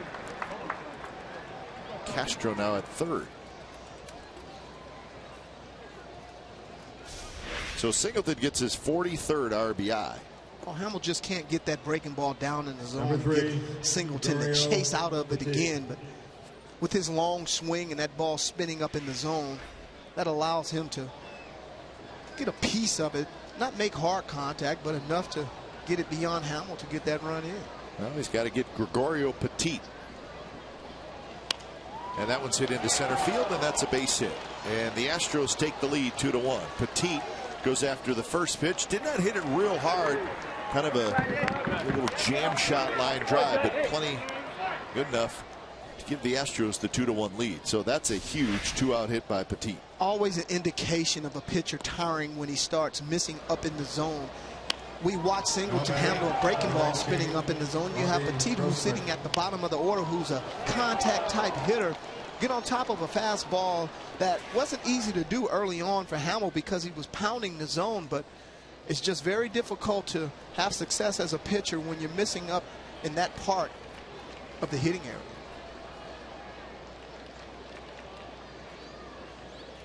So here's Robbie Grossman, who came in the game the last inning for Presley in left field. Grossman fouls it straight back.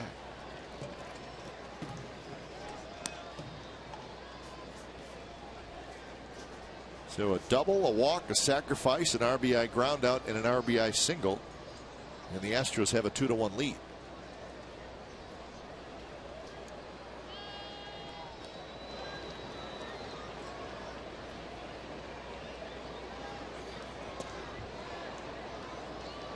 So another former athletic, Gregorio Petit, with a big hit. We've seen that a lot this year. I know it's just more of a coincidence than anything, but former athletics get big hits. I beg to differ there, Glenn, because it seems to happen time and time again. I mean, guys that you have forgotten about come back and haunt you. Donnie Murphy.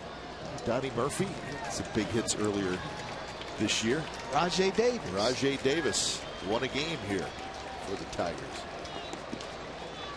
I saw Gregorio Petit 2 years ago down in Mexico playing. So he's resurrected his career and comes up with a big hit against his former team. What are you doing down in Mexico? Scouting in the bushes.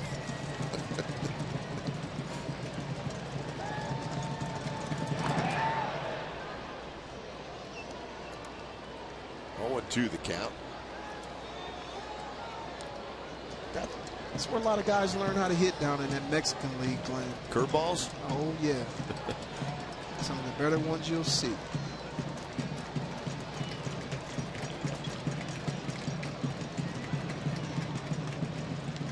Pitch number 100, and here it is, and it's blocked by Soto.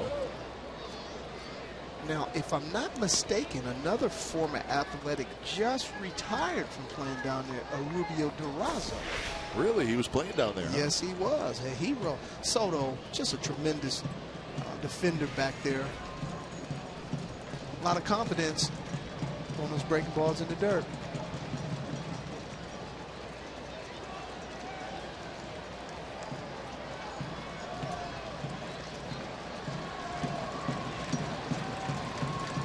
Hell, quick glance at Petit, the runner at first. got a pretty good lead, and he goes, and the pitch hits Grossman in the foot, and Grossman will be at first. So the inning continues. Hamill was ahead of Grossman, but could not finish him off, and now there's runners at first and second for Marisnick. When you look at Hamill breaking ball down in the dirt here, they say you have to move out of the way, but as a hitter, that's the one that you learn how to wear, because basically if it hits you, it's not going to hurt you. Grossman understanding he has an opportunity to get a free pass, and he takes that one for the team. Well, Jason Hamill's going to be disappointed. His team got him a run in the bottom of the sixth, but he gives up 2 here in the top of the seventh, and he's going to leave trailing 2-1. When it's time for change, think Speedy Oil Change and Tune-Up, your oil change, tune-up, and smog experts.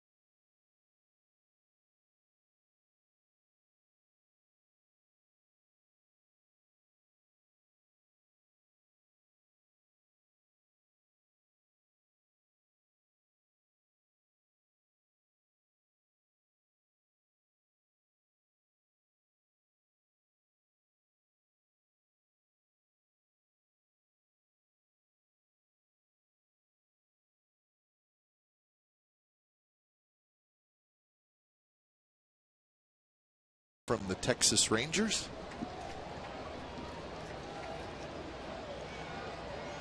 Here the Astros have taken a 2-1 lead here in the seventh, still batting as Otero faces Marisnick. First pitch is on the outside corner, first strike. So Dan Otero pitched last night, or yesterday I should say, through 15 pitches. He's 8-1 with a 2.10 ERA. An inning and 2/3 yesterday. What a play by Donaldson. Steps on the bag. Side retired. Little highlight reel play for Josh Donaldson, but 2 runs for the Astros. 7th inning stretch from the Coliseum. 2-1 Houston.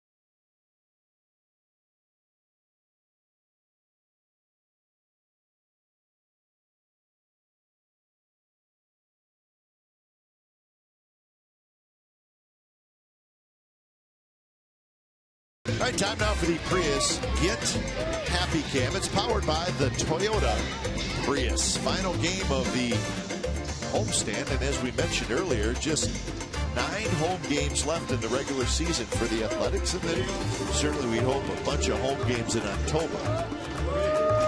Still work to do for the Athletics as Astros leading 2-1. And shooting, speaking of Happy Cam, we want to congratulate Kate Longworth, who, of course, a reporter and an anchor for Comcast Sportsnet. She spends a lot of time out here covering the Athletics with us pretty much every game last year.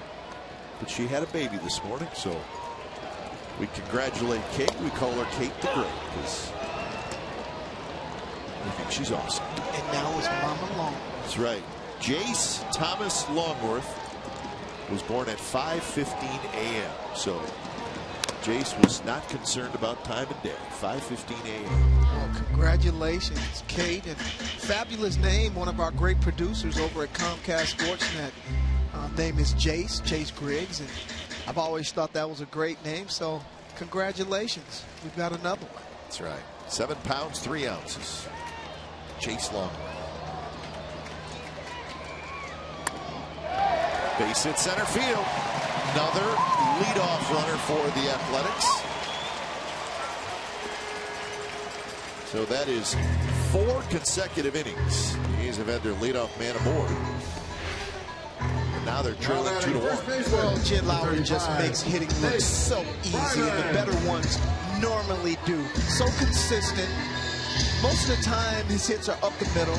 And what's so impressive about that, you talk about hitting, it's so much easier to see with 2 eyes. Jed Lowry keeps both eyes on the bat. And here's Fryman. Fryman is grounded out and is hit into a double play. Talk about that. Glenn, the great Tommy Davis used to say, don't let the left eye go left. I like that. Down the left field line. And that baby's gone. And the A's grab the lead right back 3-2 thanks to Big Nate.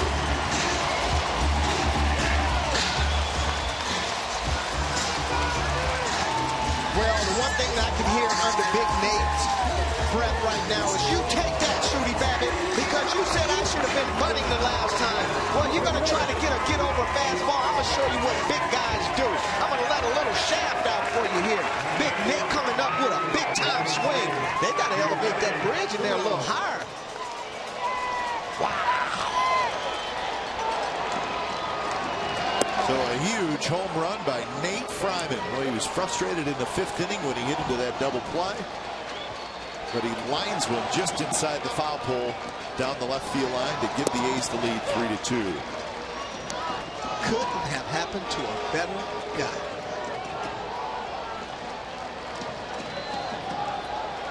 So neither of the starting pitchers could get a shutdown inning.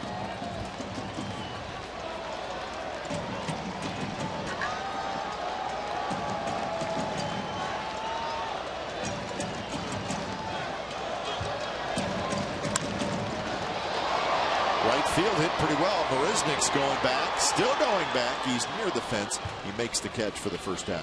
Well, I don't know, Glenn. If I was an author, I'd probably write a book over the past 3 years called Magical Moments. Every time the A's seem to have their back up against the wall, somebody provides a great pitching performance, a great swing. Nate Fryman with his short arms for a big, long, tall guy does a great job of pulling his arms in and hooking one down in the left field corner. Real difficult to keep the ball fair down there, but when you've got the type of power that Nate does, the ball gets out of the park so quickly, doesn't have time to get fouled.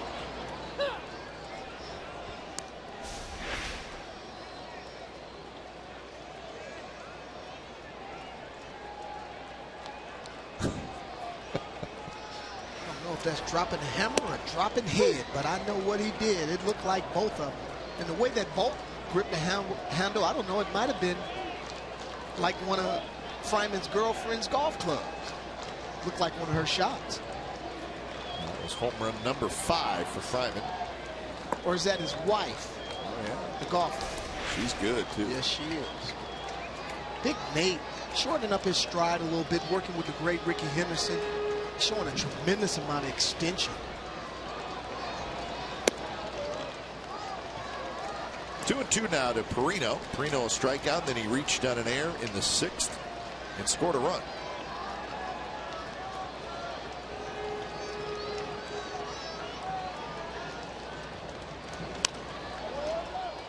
Perino staying alive.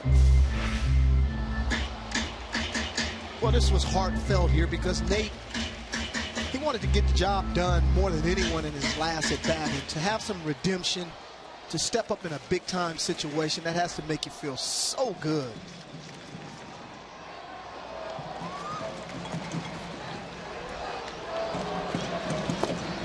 Close pitch, and now it's 3-2.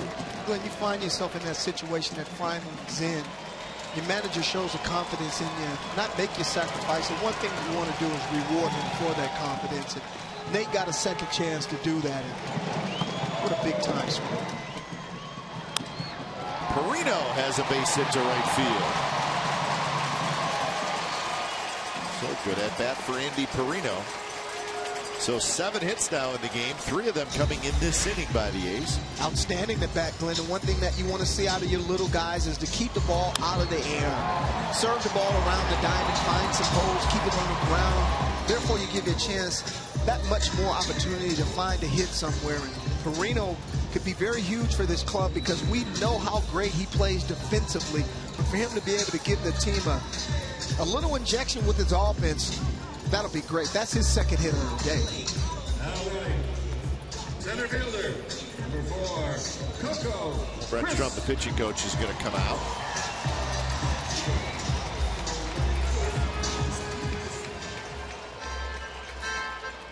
Varys, the big right-hander, is warming up out of the bullpen.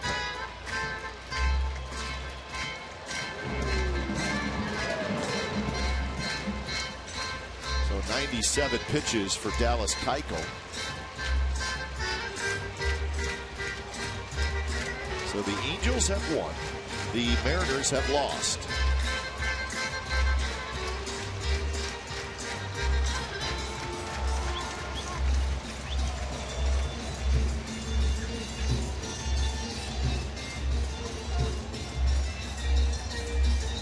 So the meeting is over as Coco Crisp steps in.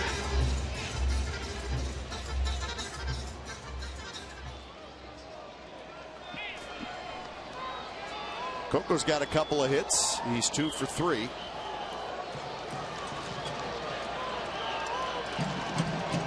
What a good series. 5 for 12. First pitch is bounced off the glove of Gonzalez. It trickles into shallow left field. Moreno will stop. So Gonzalez having a tough time down at third. It's going to be a base hit. But he's had a couple of balls that probably should have been taken care of. Well, the last 3 balls that have been hit Gonzalez's way has eluded him just by 2 inches. As a matter of fact, they all have tipped off his glove. But just like the fly balls here at the Coliseum, those balls that are hit on the ground, there is a tough opportunity for him to see balls here, because against those seats and those white shirts over there, a lot of times you can struggle with ground balls as well, especially if you've not played here a lot. Here's Gentry. 1 out. Couple of runners on. Castro comes out in front of home plate, going through some signs.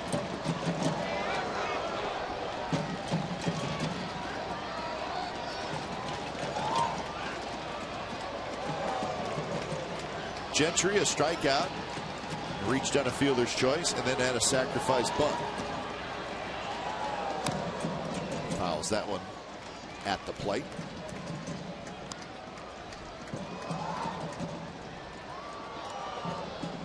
So the A's looking to add on. Fryman, a 2-run homer here in the bottom of the 7th inning to give the A's the 3-2 lead.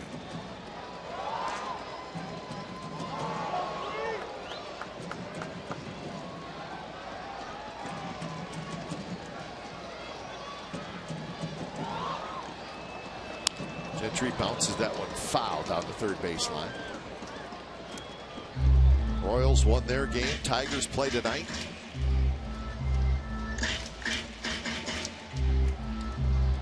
And 3 weeks left in the regular season.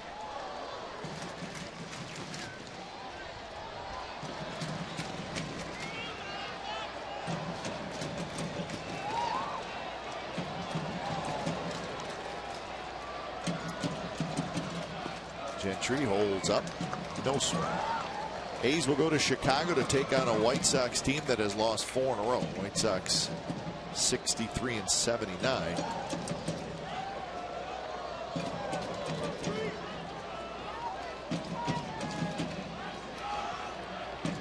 I look at that matchup, Glenn. The great thing about that series is that you don't see Chris Sale until the last day. Thursday. The nasty one, Chris Sale. A's will see Hector Noesi tomorrow night against Sonny Gray. John Danks, a lefty, on Tuesday. White Sox have not announced their pitcher for Wednesday, and then Sale on Thursday. So face a couple of left-handers in that series. Gentry shoots with foul. A lot of lefties the A's are facing lately.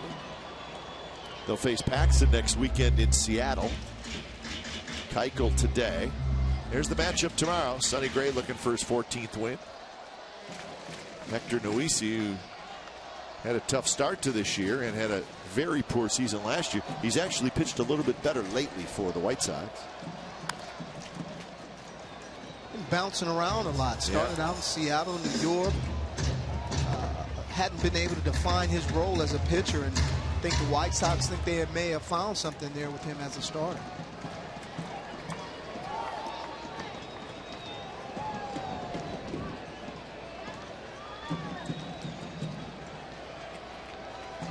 Keuchel, quick look at second, and the 2-2 pitch, roll foul again.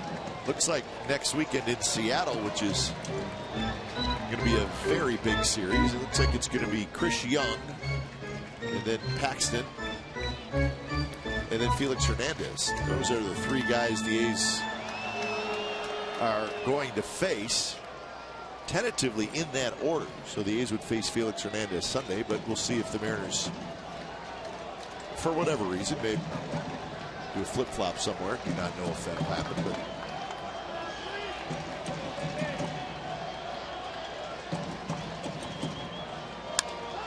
in the air to center field, and Fowler is there, and he's got it.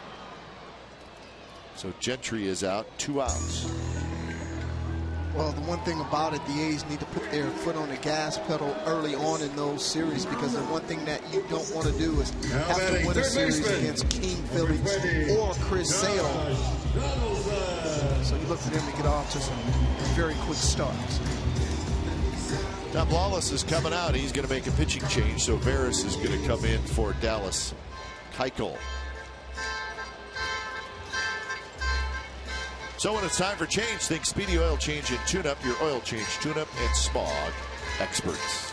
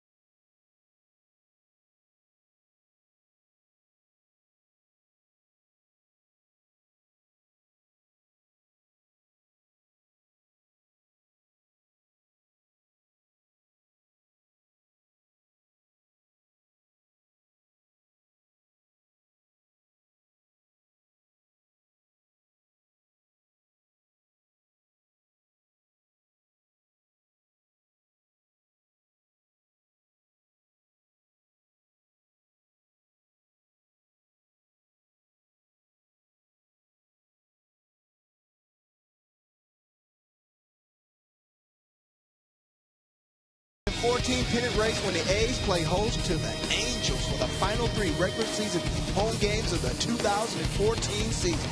On September 22nd through the 24th, the A's and the Angels will square off in a 3-game set with postseason implications on the line.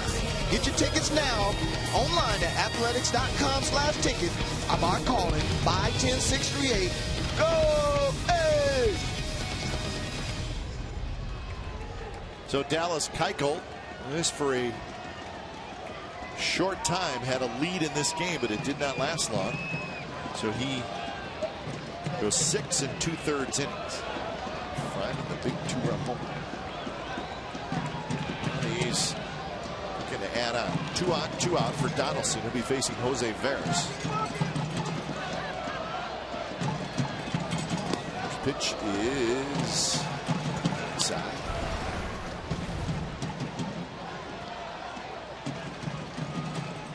One with a 4.58 ERA for Veras. Let go by the Cubs. And back with the Astros.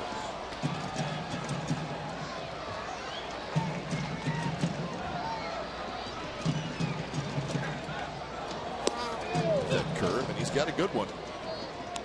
Well, Glenn, if you look at his line, there's 22 walks in there. When you look at a guy like Veras who has a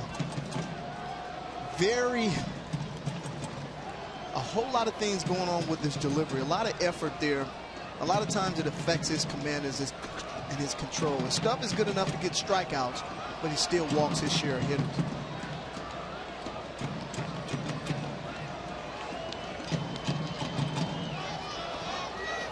And Donaldson chased that pitch way up and in.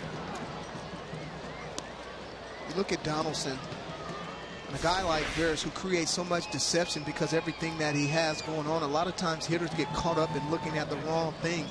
You always try to pick up the baseball somewhere. The old ones, the good ones, the Hall of Famers, the guys like Joe Morgan always talked about picking the ball up as it comes out of the jersey, because you look at those letters across his jersey, that's the one thing that normally doesn't move that much, and the ball seems to always come through at that area. So Donaldson really has to concentrate on the area, not get caught up in all that movement.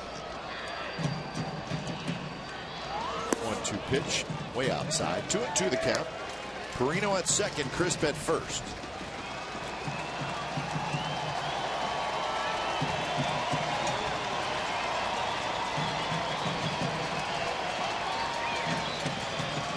Outfield straightaway for Donaldson. The left fielder, Robbie Grossman, is incredibly shallow. In fact, in right field as well. And this is a guy who's got 26 home runs. How about that shooting?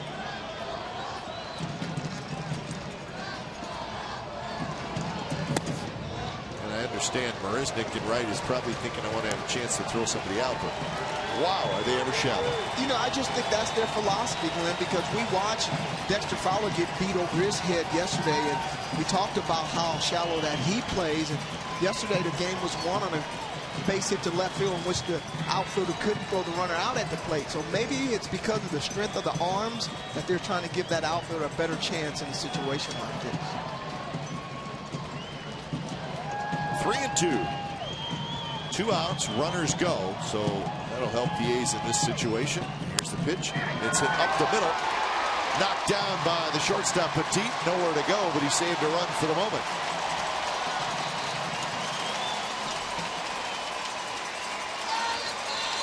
I think Petit was shaded into the hole. So he had a long ways to go just to even having the possibility of knocking that ball down. Well, when the team was here, he was known for having a stellar glove at shortstop. But once again, understanding the significance of catching the ball and being able to get up, I think Gregorio tried to get up a little too quickly.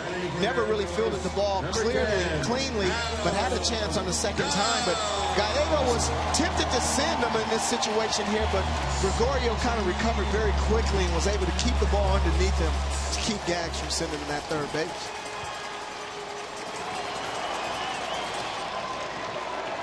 So Adam Dunn's going to hit for Norris. This is the DH spot.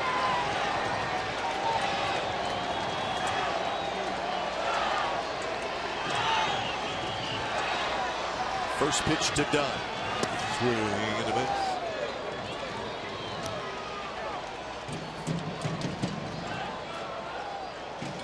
Real good fastball by Veras down in the zone here, catching Adam Dunn freshly off the bench. But Dunn's trying to somewhat ambush him with the first pitch.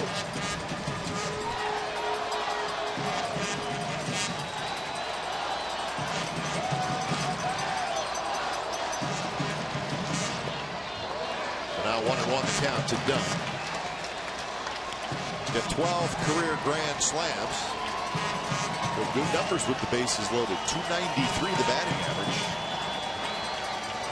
which is really well above his career batting average.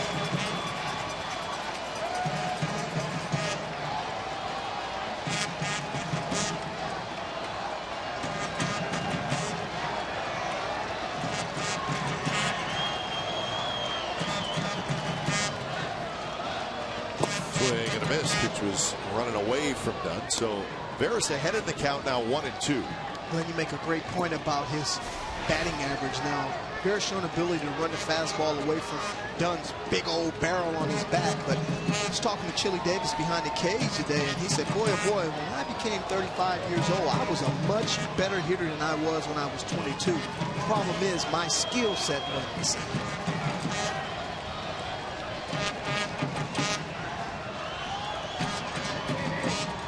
One-two pitch, here it is.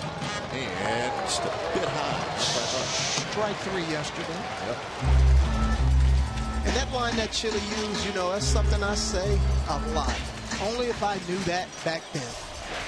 I mean, you're talking about borderline at the numbers, depending on how you looked at it. Good thing the umpire had the view that he did as far as that ability is concerned. 2-2. Dunn wants timeout. He'll get it.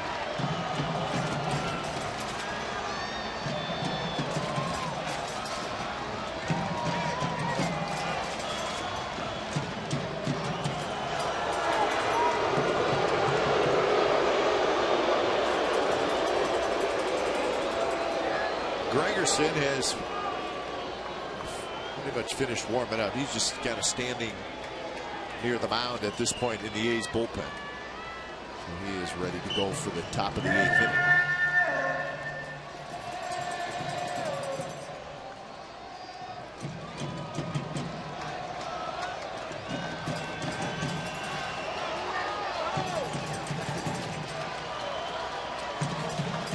Two pitch. Here it is. Swing and a miss. Dunn was way out in front of a very slow curveball, 77 miles an hour. So Nate Fryman with a home run, his 5th of the year, and this was a big one. Gives the A's a 3-2 lead as we head to the 8th inning.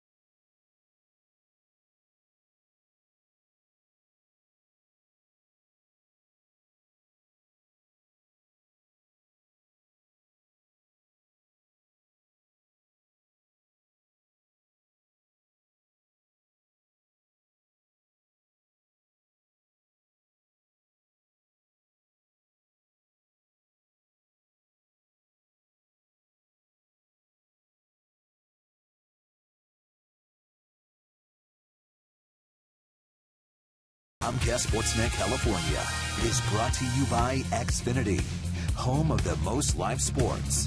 And by Toyota, #1 in MPG, durability, and resale value. Toyota, let's go places. So Nate Fryman, the hero right now, with his 2-run homer, giving the A's a 3-2 lead. When it's time for change, think Speedy Oil Change and Tune-Up, your oil change, tune-up, and smog expert. So Gregerson comes in, and this is his inning, the 8th. So Sam Full takes over in left field for Gomes.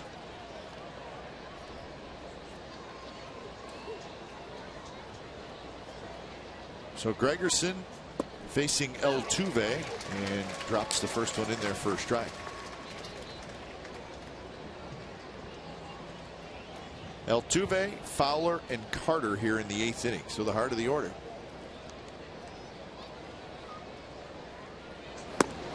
Altuve's 0 for 3 today. A fly ball to center and a couple ground outs to short. So he is now 3 for 11 in the series. Up the middle, and he gets that first hit today. Jose Altuve. So hit number 198 on this season, and that's how the 8th inning starts. Well, you can only hope to contain him because you can't stop him. I mean, early on, he's an aggressive hitter. It doesn't matter if it's a breaking ball or fastball. Altuve finds a way to get the fat part of the bat on the ball and force his way up the middle of the diamond here. And just a real good all-around player.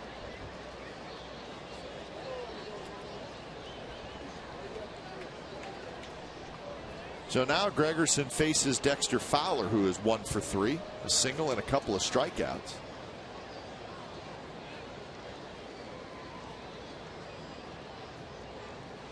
First pitch to Fowler, outside. Gregerson was the winning pitcher last night, or yesterday. It's a day game. Through 1 inning, and he's come back. He gets the W.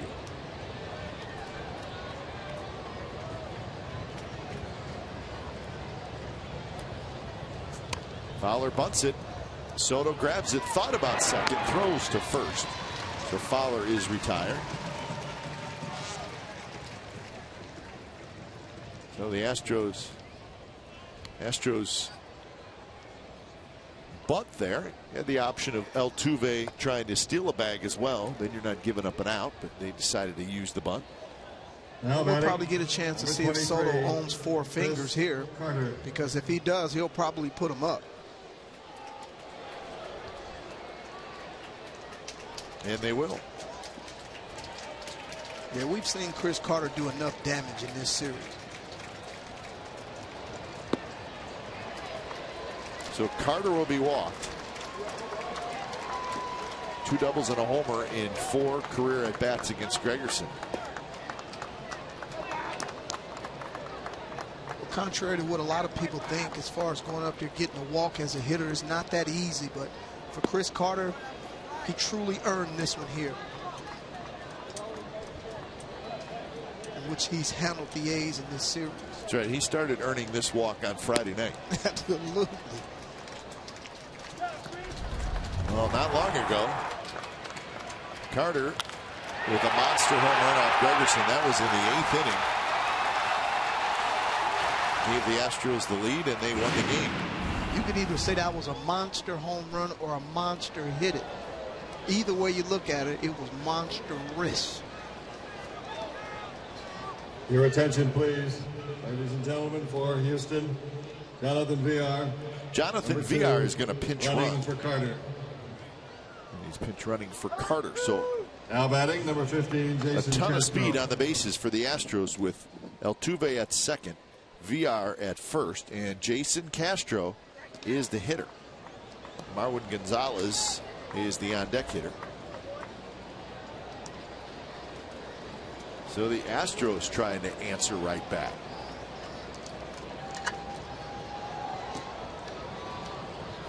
First pitch to Castro is outside.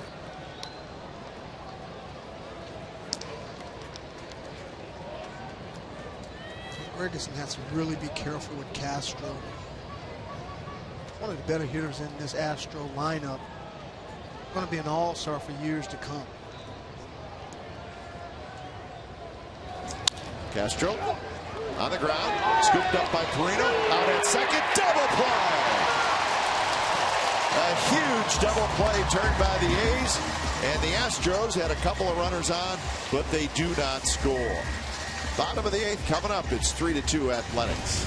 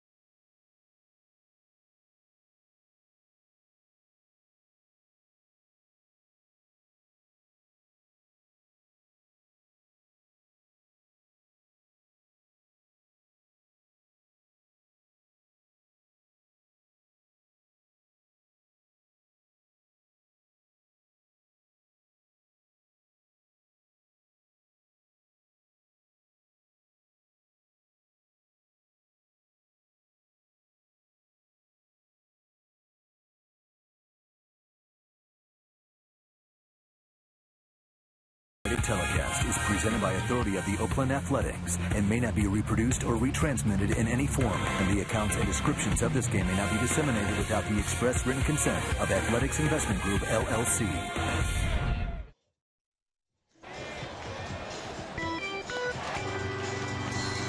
Game summary brought to you by your local Toyota dealers. A lot of pitching through the first 5 innings, and then the offense came to life. 2-6-1 for the Astros, 3-9-0 for the Athletics. Keiko gave up 2 earned runs in 6 2/3 innings. Right now, he would be the losing pitcher. Jason Hamill was rolling along. Hamill gave up a couple of runs in the 7th inning. The big hit, Nate Fryman, a 2-run homer. Fryman hit that home run in the 7th inning. Gave the A's the 3-2 lead. So Jose Veras back out there. And he's going to face Sam Fuld.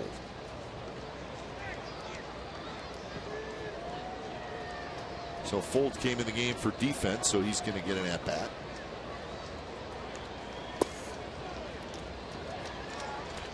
We'll be with you from Chicago tomorrow. First of a 4-game series in the Windy City. Chapman, the lefty. Volkanevich, the righty.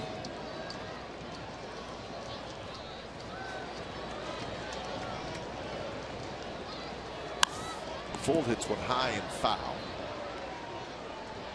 Sonny Gray is going to pitch for the A's tomorrow night. So Ryan Cook is loosening up. Looks like he may have a chance to get a save maybe in the 9th inning. It's the probably A's were to tack on some runs here. Well, and this probably would be good for that State Farm promo insurance run inning, huh? That's right. A couple. So O'Flaherty not up in the 9th. It's Cook. Fuld with a shot to right, playing shallow as Marisnik. He's got it. That's an overstatement, playing shallow, Glenn. Telling you, he's been playing, and I'm not exaggerating, by far the shallowest of any right fielder we've seen this year. And that's a base hit on most days. Sanford does a great job of squaring one up, but man, that's heartbreak there. So that'll bring up Lowry. Lowry, 2 more hits today. So his average climbing.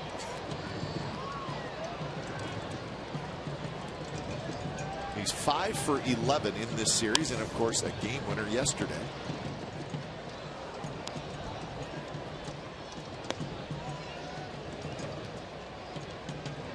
Well, you talked about former athletics coming back to haunt them. Jed Lowry is somewhat haunting his former team in the Houston Astros.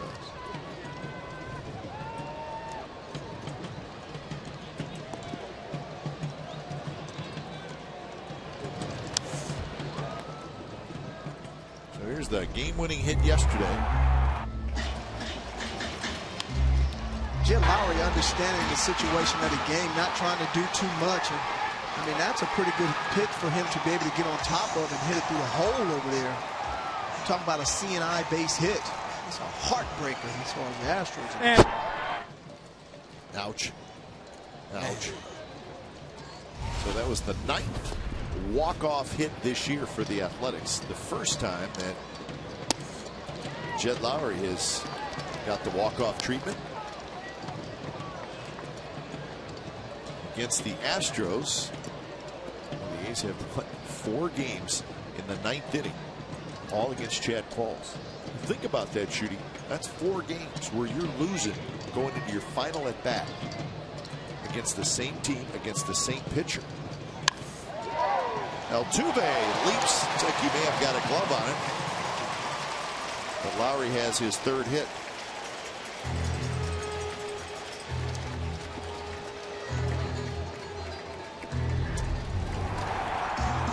Time now for a Honda player of the game. No doubtedly, Nate Fryman, Redemption 101, getting an opportunity to save face, drills a pitch down the left field line, give the A's a needed cushion, a lead again, excitement and confidence, just what this club needs.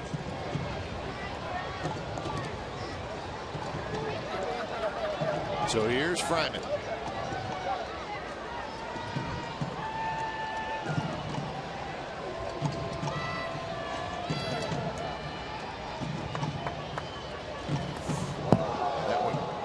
On Fryman and to hit the bat, so it's a foul ball.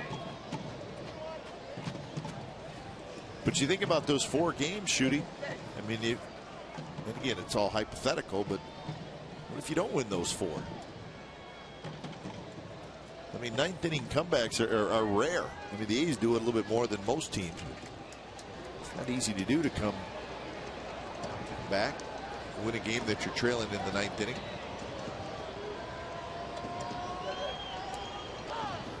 Especially against the same guy. I mean, Qualls has had a decent year for them, but against the A's, forget it.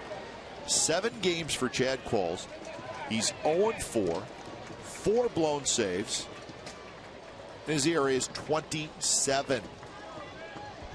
I guess it's safe to say that the A's are in his head right now. I don't think there's any question.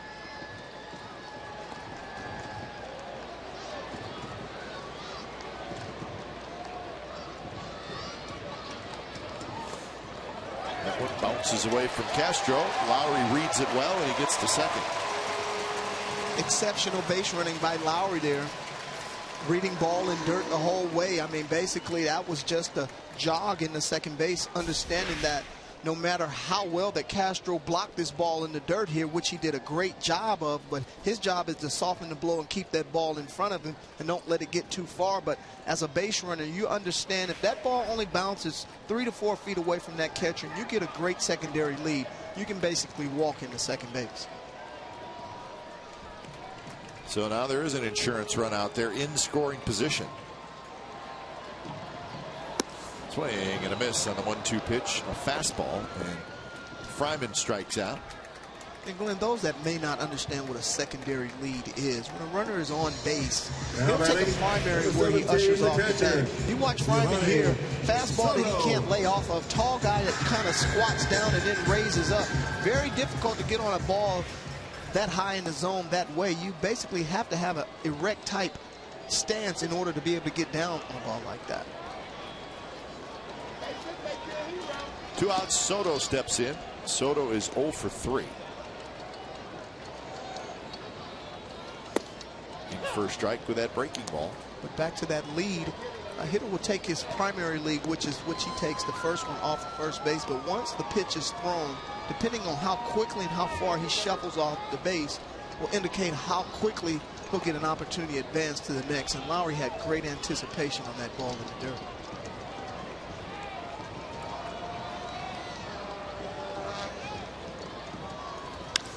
Soto hits one very high toward the bullpen down the right field line and into the seats.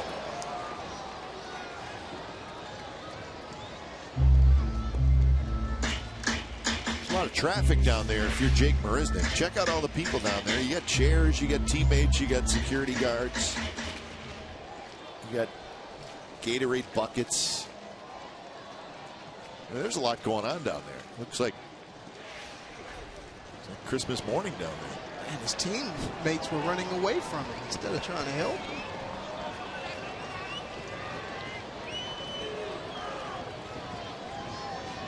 So 0-2 to Giovanni Soto. Strike 3 called. Soto knew it.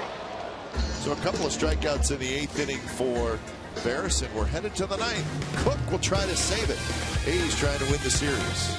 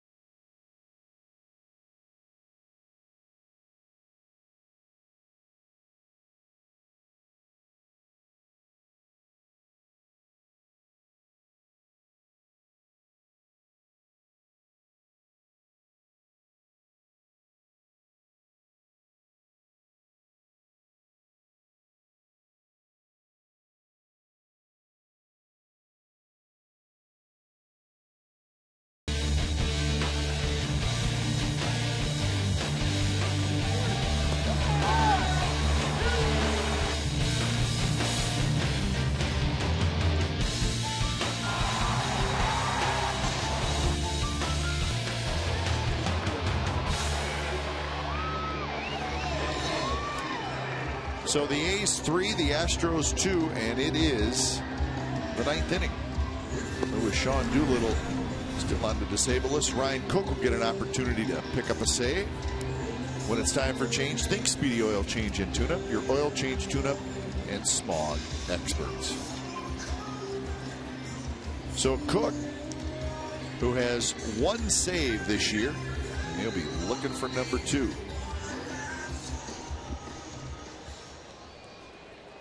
Sean Doolittle getting close to coming back, but until then, somebody's got to grab the 9th inning. I think Cook is very well capable of the job. I think you're right. He's going to face Marwin Gonzalez, John Singleton, Gregorio Petit.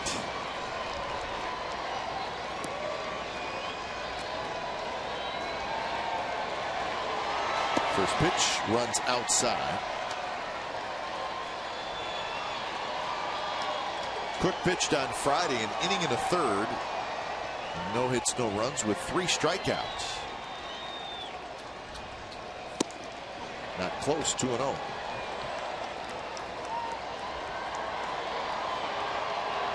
Interesting with Cook. He's pitched extremely well this year. When he struggles occasionally, we saw a little bit more last year, it's that fastball control, and the ball kind of runs up and away to a left-handed hitter. And he's just done it 3 times in a row. And it's hard to figure out. We saw it quite a bit last year. This year, not very much. Glenn, you know the Astros are well aware of that, and one thing that they're going to do is they're going to take a strike. They're going to make Cook pound the strike zone before they swing. And a 4-pitch walk to Gonzalez, and some moans from the crowd as really none of those pitches were very close.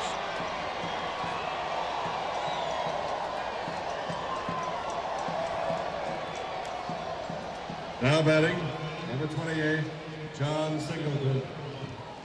So the tying run is at first for John Singleton. And pinch hitter Mark Krause, big strong left-handed hitter, has come into the on-deck circle.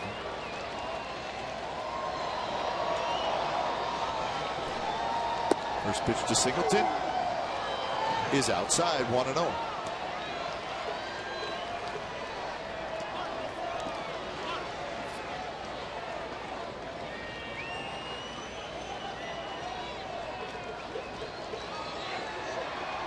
You see Kurt Young going out to the mound to talk to Cook.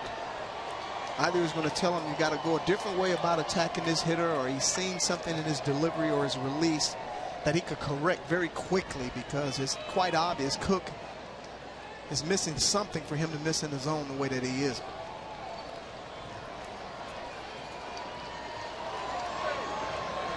So Singleton steps back into the batter's box. There's your tying run, Marwin Gonzalez. He's got decent speed. Not necessarily a base stealing threat, but pretty good speed. Singleton hits one high and foul just to our left. Singleton is 0 for 3 with a pop out, a strikeout, and a ground out. The ground out in the 7th inning knocked in a run.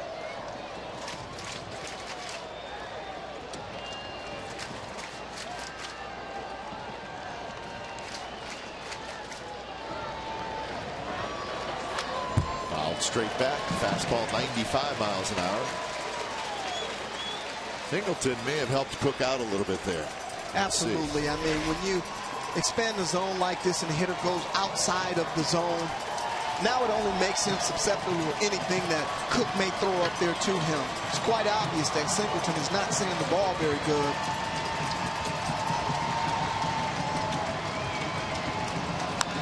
This one's popped up. Soto coming back. He's got room and he makes the catch. Singleton pops out for the first out.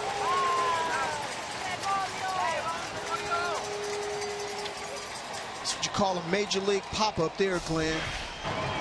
This ball is hit high in the air by a very strong man, but Soto does a great job right away snatching that mask and that helmet off to make sure when that ball drifts back toward the field that his feet are nowhere near them, which could make him stumble and perhaps miss a pop ball. But the professional and the solid defensive catcher that he is execute the play. Number 18, Mark Krause. So this is Mark Krause, a left-handed hitter with 6 home runs. He's 2 for 10 as a pinch hitter. He's got 6 home runs and 179 at-bats. So very good power, strikes out a lot. And the first pitch, he's up and away. See, that's the pitch right there. As the ball back to Cook has to be dug out of the dirt. That pitch right there to Krause is the one Singleton swung at a couple times. And everywhere that Cook has missed thus far has been out of the zone, away from the hitter.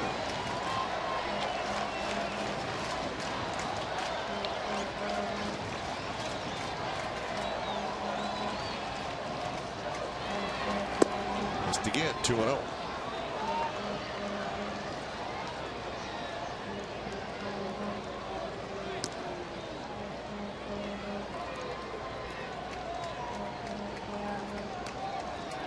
So another meeting at the mound between Soto and Cook this time.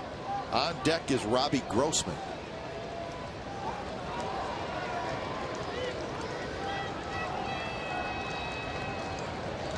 So Krause steps back in.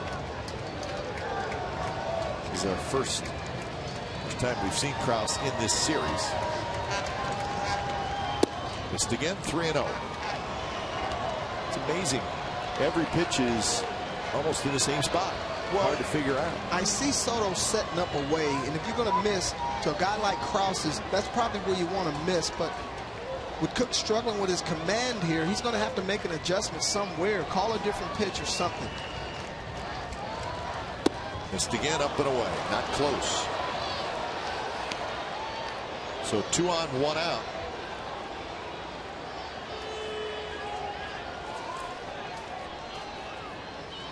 And here's Grossman, who's a switch hitter.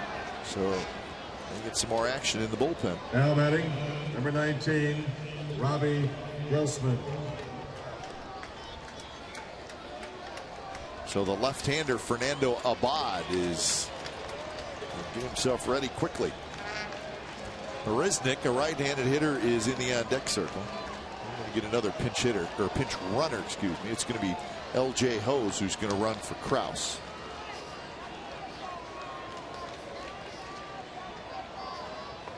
For Houston, Hose running for Krause. So Hose now the runner at second. Gonzalez is the runner at. Hose is the runner at first. Gonzalez the runner at second. Here's Grossman. Way outside, ball 1.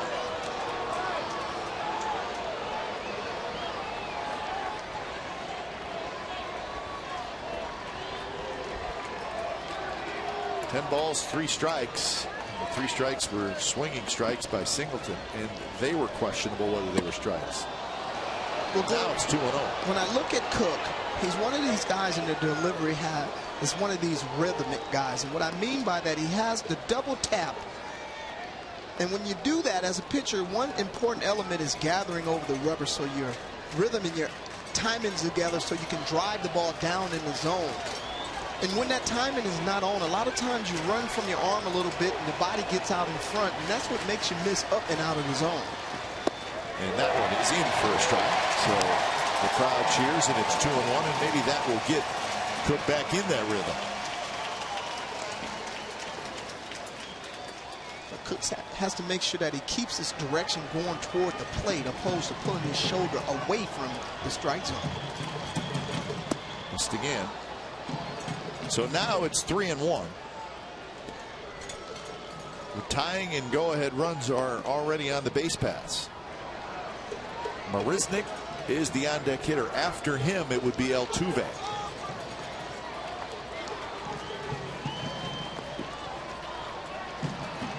So Cook taking his time.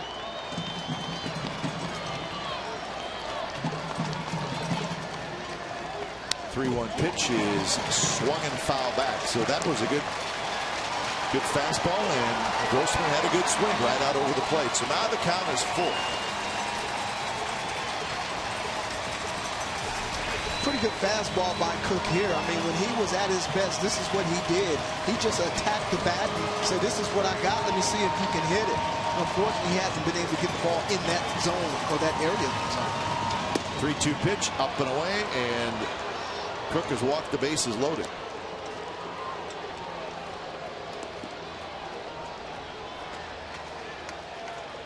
So Bob Melvin obviously disheartened at what he has seen from Cook here in the 9th inning, and he's got to go get a bod.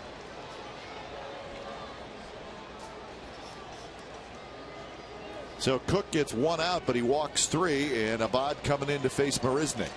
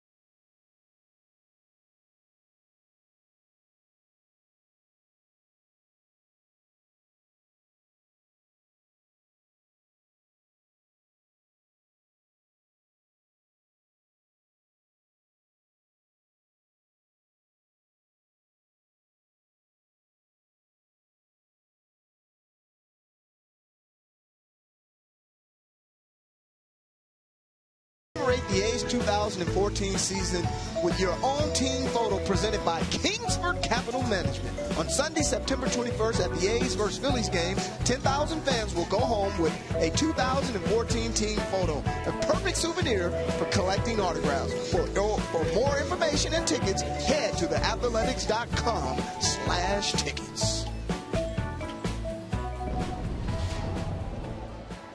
So Ryan Cook out. 3 walks. The bases are loaded, 1 out. A's clinging, and I mean clinging, to a 3-2 lead as Marisnick steps in. He's a right-handed hitter. Altuve is in the on-deck circle.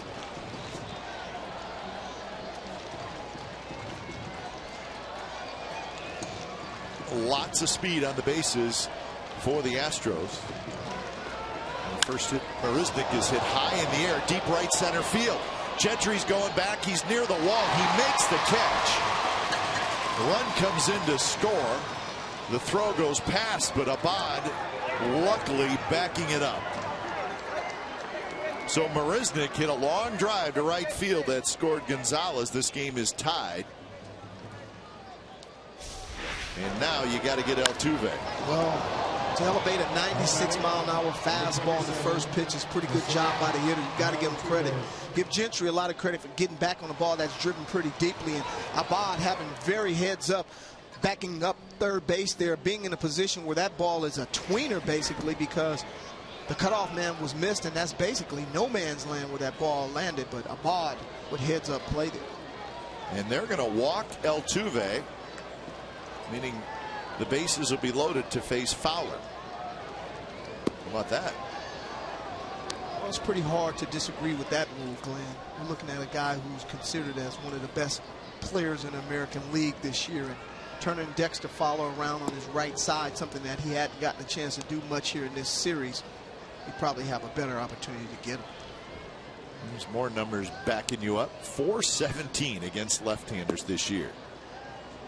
So the A's figuring they want nothing to do with Altuve. Take their chance with Dexter Fowler. So there's the intentional walk. Now batting, number 21. So here comes Fowler. Dexter Fowler. Now Fowler this year, his breakdown as a right-handed hitter, .333, as a left-handed hitter, .250. He's got 93 at-bats right-handed and 2 for 4 against Fernando Abad. So Ho's at third, Grossman at second, Altuve at first, Fowler the hitter.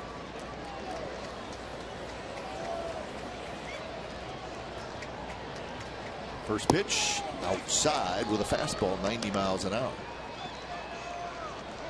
So it's been Hamill, Otero, Gregerson, Cook, and Abad. Astros have tied it here in the 9th inning. Well, back and forth game.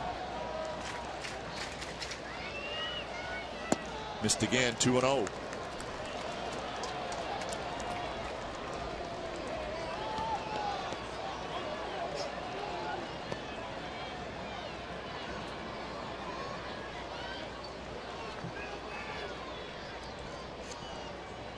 Fowler is 1 for 3 with a single and a sacrifice. And now it's 3-0.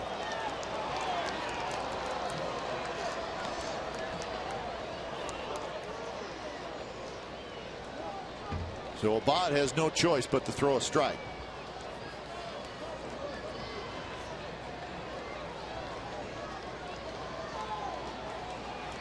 He has to do it. Here's the pitch.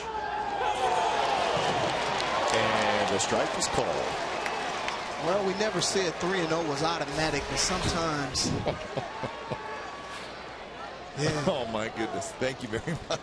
Well, turnabout around is fair play. They got a pitcher's pitch that was down in the dirt. So now everything is even. 3-1. And that one is outside, and a run trots in, and the Astros have taken the lead 4-3. He got one close pitch, but he wasn't going to get them both. Come on, B. So this is a head-scratching top of the 9th inning for the Athletics. Well, Glenn, I watched the way that he attacked Fowler. That being the case, you might as well have left Altuve at the plate and pitch around him and possibly get him to chase out of the zone. Once again, Abad missed away just like Cook did the same way. So the hitter is going to be Jonathan Villar. Villar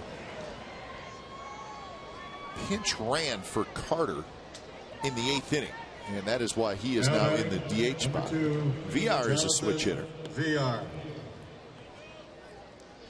So the A's pitchers have walked 5 in this inning, and 2 runs have scored. Here's Villar, and that one almost went to the backstop. Soto had a reach back for it, and he was able to get it. Well, it's quite obvious that Abad is struggling with his feel right now, and he can't finish his pitches off. And Soto kind of set up on the inner half of the plate, and for him to miss that badly, there's definitely some feel issues there.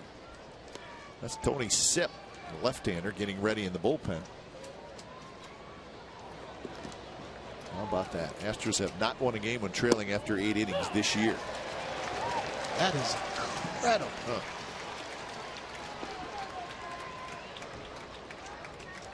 So 1-1 the count to Villar. Villar 1 for 2 in this series. That's low, 2-1.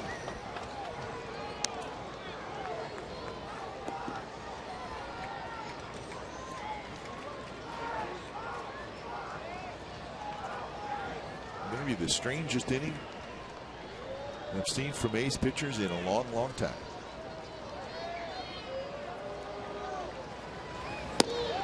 And now it's 3-1. And we're going to have another meeting. And it's so uncharacteristic of this bullpen, because normally when you get the game to the 6th inning, basically the odds of this team holding on to a lead is really, really good. And guys who've been very good for you this year just can't seem to get a hold on what they're trying to get done out there today. The A's, with their great comeback ability, have to keep this close.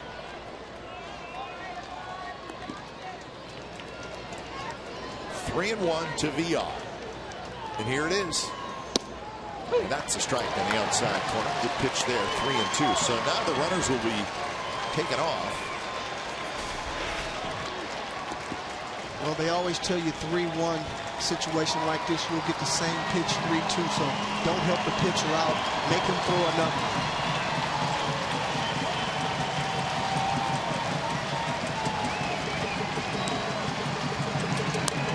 This one's foul back. All fastballs from Abad. Now, Abad, he's very good against left-handers because he's got that great slider. Maybe a little bit of a different situation with right-handed hitters. But he's throwing all fastballs. Well, in order to get to the secondary, you've got to be able to establish the primary. That's a very good call.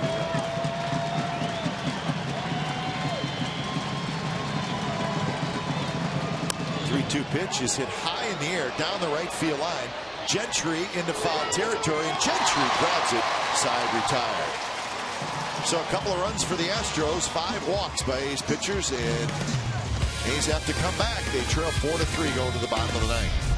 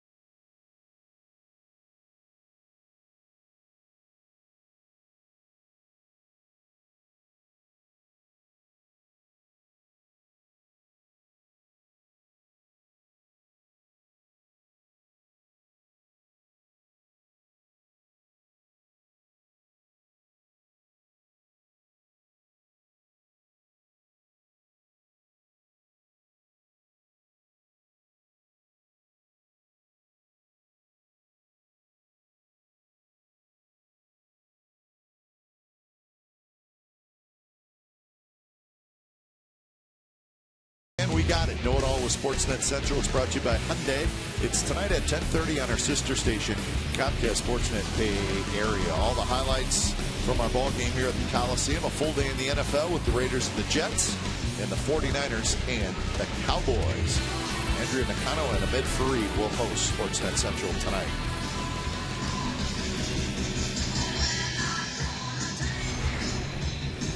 So Tony Sipp comes in. Tony Sipp has 3 saves on the year. He's 4-2 with a 3.07 ERA. Sipp pitched on Friday, and he was very impressive. Pitched a couple innings, had 4 strikeouts. Marwin Gonzalez moves from third base to shortstop. And he got the save. So there's the defensive changes. Matt Dominguez comes in the game to play third base. Marwin Gonzalez moves from third to short. So Dominguez at third, Gonzalez at short. And we're going to get a pinch hitter for Andy Perino. It's going to be Callaspo. So Tony Sipp, the left-hander, comes in, trying to get his 2nd save in this series.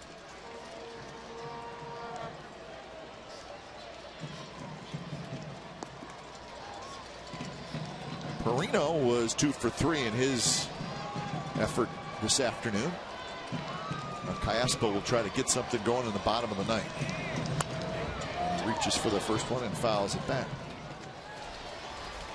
So it's been a back and forth game. It seems like every time one team scores, the other one comes back and scores. We've seen that happen today, and that's what the A's will try to do here. Billy Burns getting loose. Somebody gets on, he could certainly pinch run.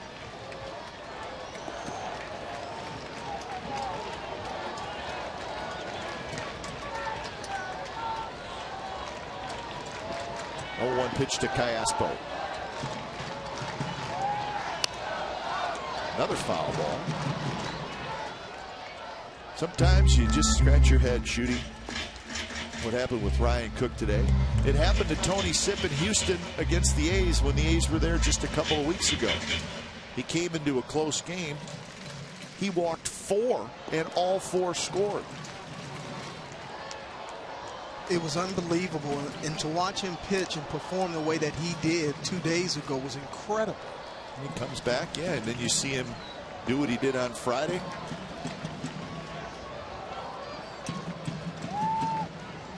0-2 pitch, here it is, outside. But Tony Sipp, in 44 innings this year, he's only walked 14. So how do you explain that? How do you explain Ryan Cook in the top of the 9th inning? We talked yesterday about how quickly things can change. Unbelievable. Cook has been so good in those situations this year, getting an opportunity and taking advantage of it.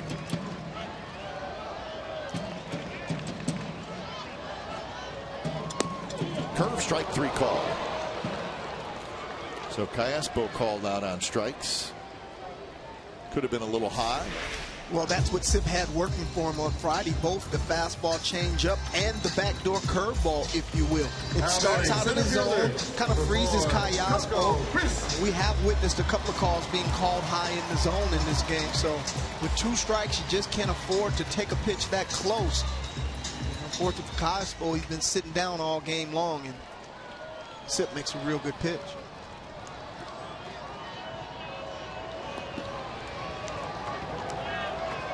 Josh Fields, a right-hander, is throwing in the Astros bullpen, and he has been throwing for a while.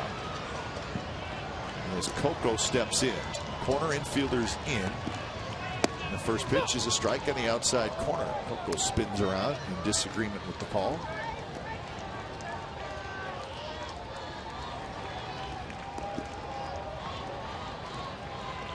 Coco is 3 for 4.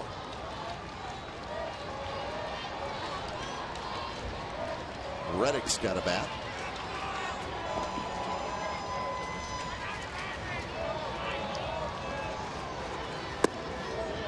A little bit low. He's still got Reddick on the bench. You got Moss on the bench. Foltz in the game. Dunn's pinch hit. Vogt is out. So I'm just thinking about the left-handed hitters. If Fields were to come in, but you also have to look at where you're at in the lineup.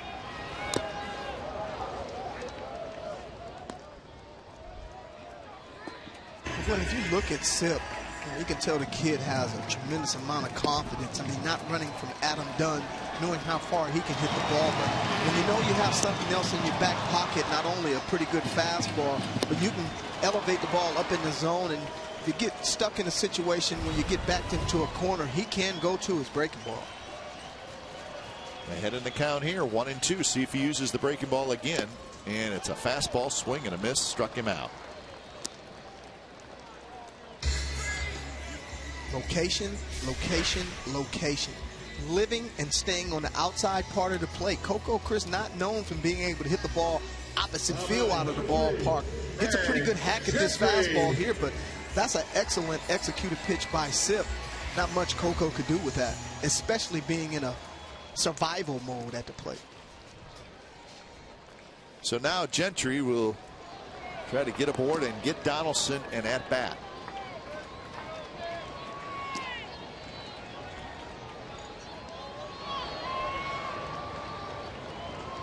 Gentry is 0 for 3 with a sacrifice bunt. First pitch is a strike. Dominguez, the third baseman, playing even with the bag. Singleton, the first baseman, is in and over towards second base.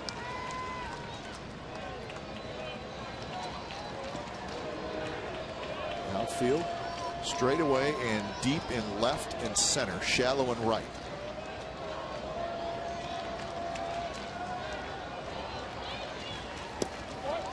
Now the count 1-1. It's kind of surprising to see the right fielder still playing shallow.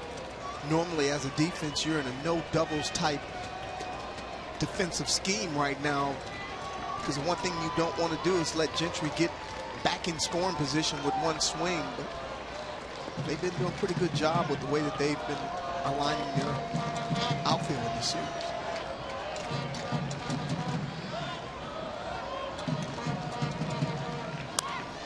This one foul back and a good fastball down around the knees. So Tony Sip is doing his thing in this series.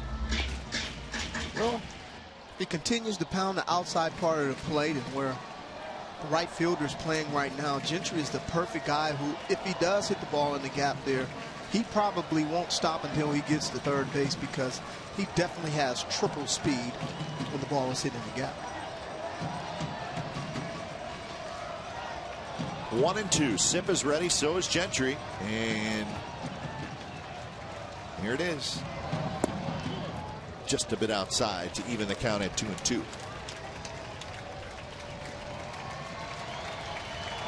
Donaldson waits, desperately wanting a chance to hit in this game.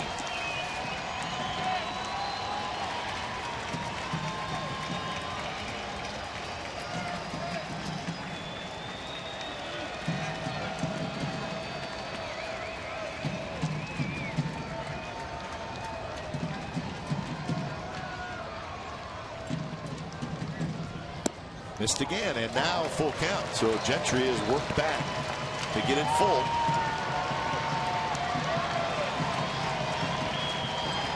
Again, Fields, the right-hander, is in the bullpen. Would he come in to face Donaldson?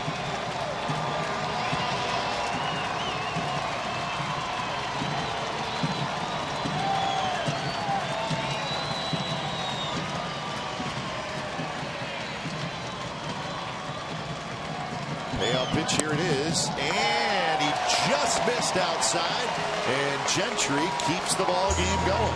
Well, you'll get your chance to see things if you'll get a chance to face Donaldson. Very close pitch off the plate. No movement yet from the Astros dugout.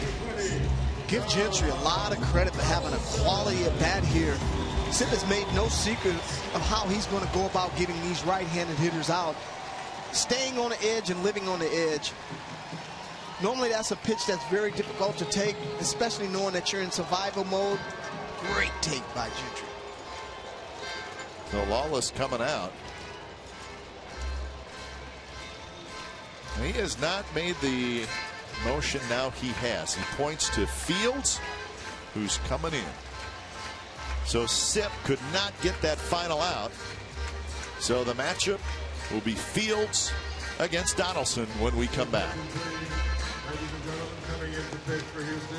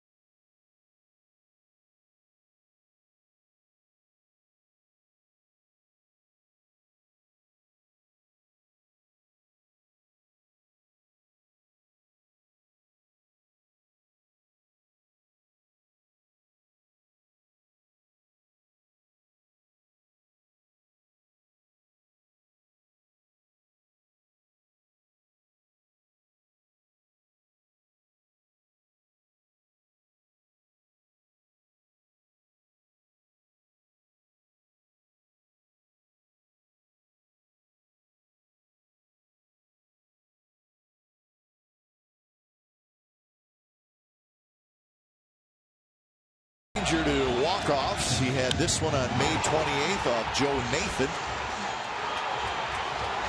That's a game winner.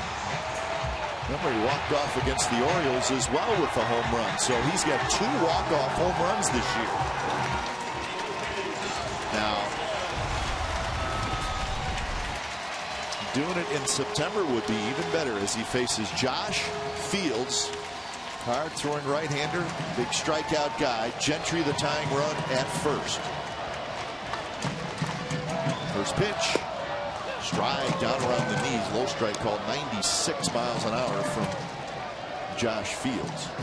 Straight gas right there. But Josh Donaldson has a type of swing that can produce a dramatic swing. Get that foot down a little quicker. Get that bat head through the zone and let Fields provide all the power that's necessary in a situation like this. 0-1 pitch. Swing and a miss. 97 miles an hour, and it's a quick 0-2.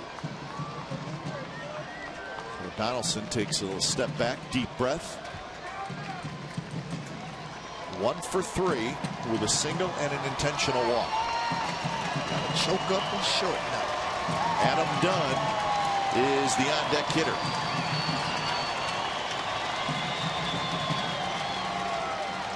Gentry with a little lean. Gentry takes off, and strike 3 called on the outside corner. And Josh Fields comes in. He throws 3 pitches, all strikes. He strikes out Donaldson, and the Houston Astros stun the Athletics this afternoon with 2 in the top of the 9th. Well, fastball right down the middle with a little bit of swing back action. Typically a 0-2 count. Possibly the pitcher looked to waste something, but give Fields a lot of credit. He went right after Donaldson and made a quality pitch in an 0-2 count. A very difficult loss for the Athletics this afternoon. The Astros come to Oakland. They take 2 out of 3 in the series. So the final score today from the HOU at OAK Coliseum, it's the Astros 4 and it's the Athletics 3. You've been watching Oakland A's baseball on Comcast Sportsnet California.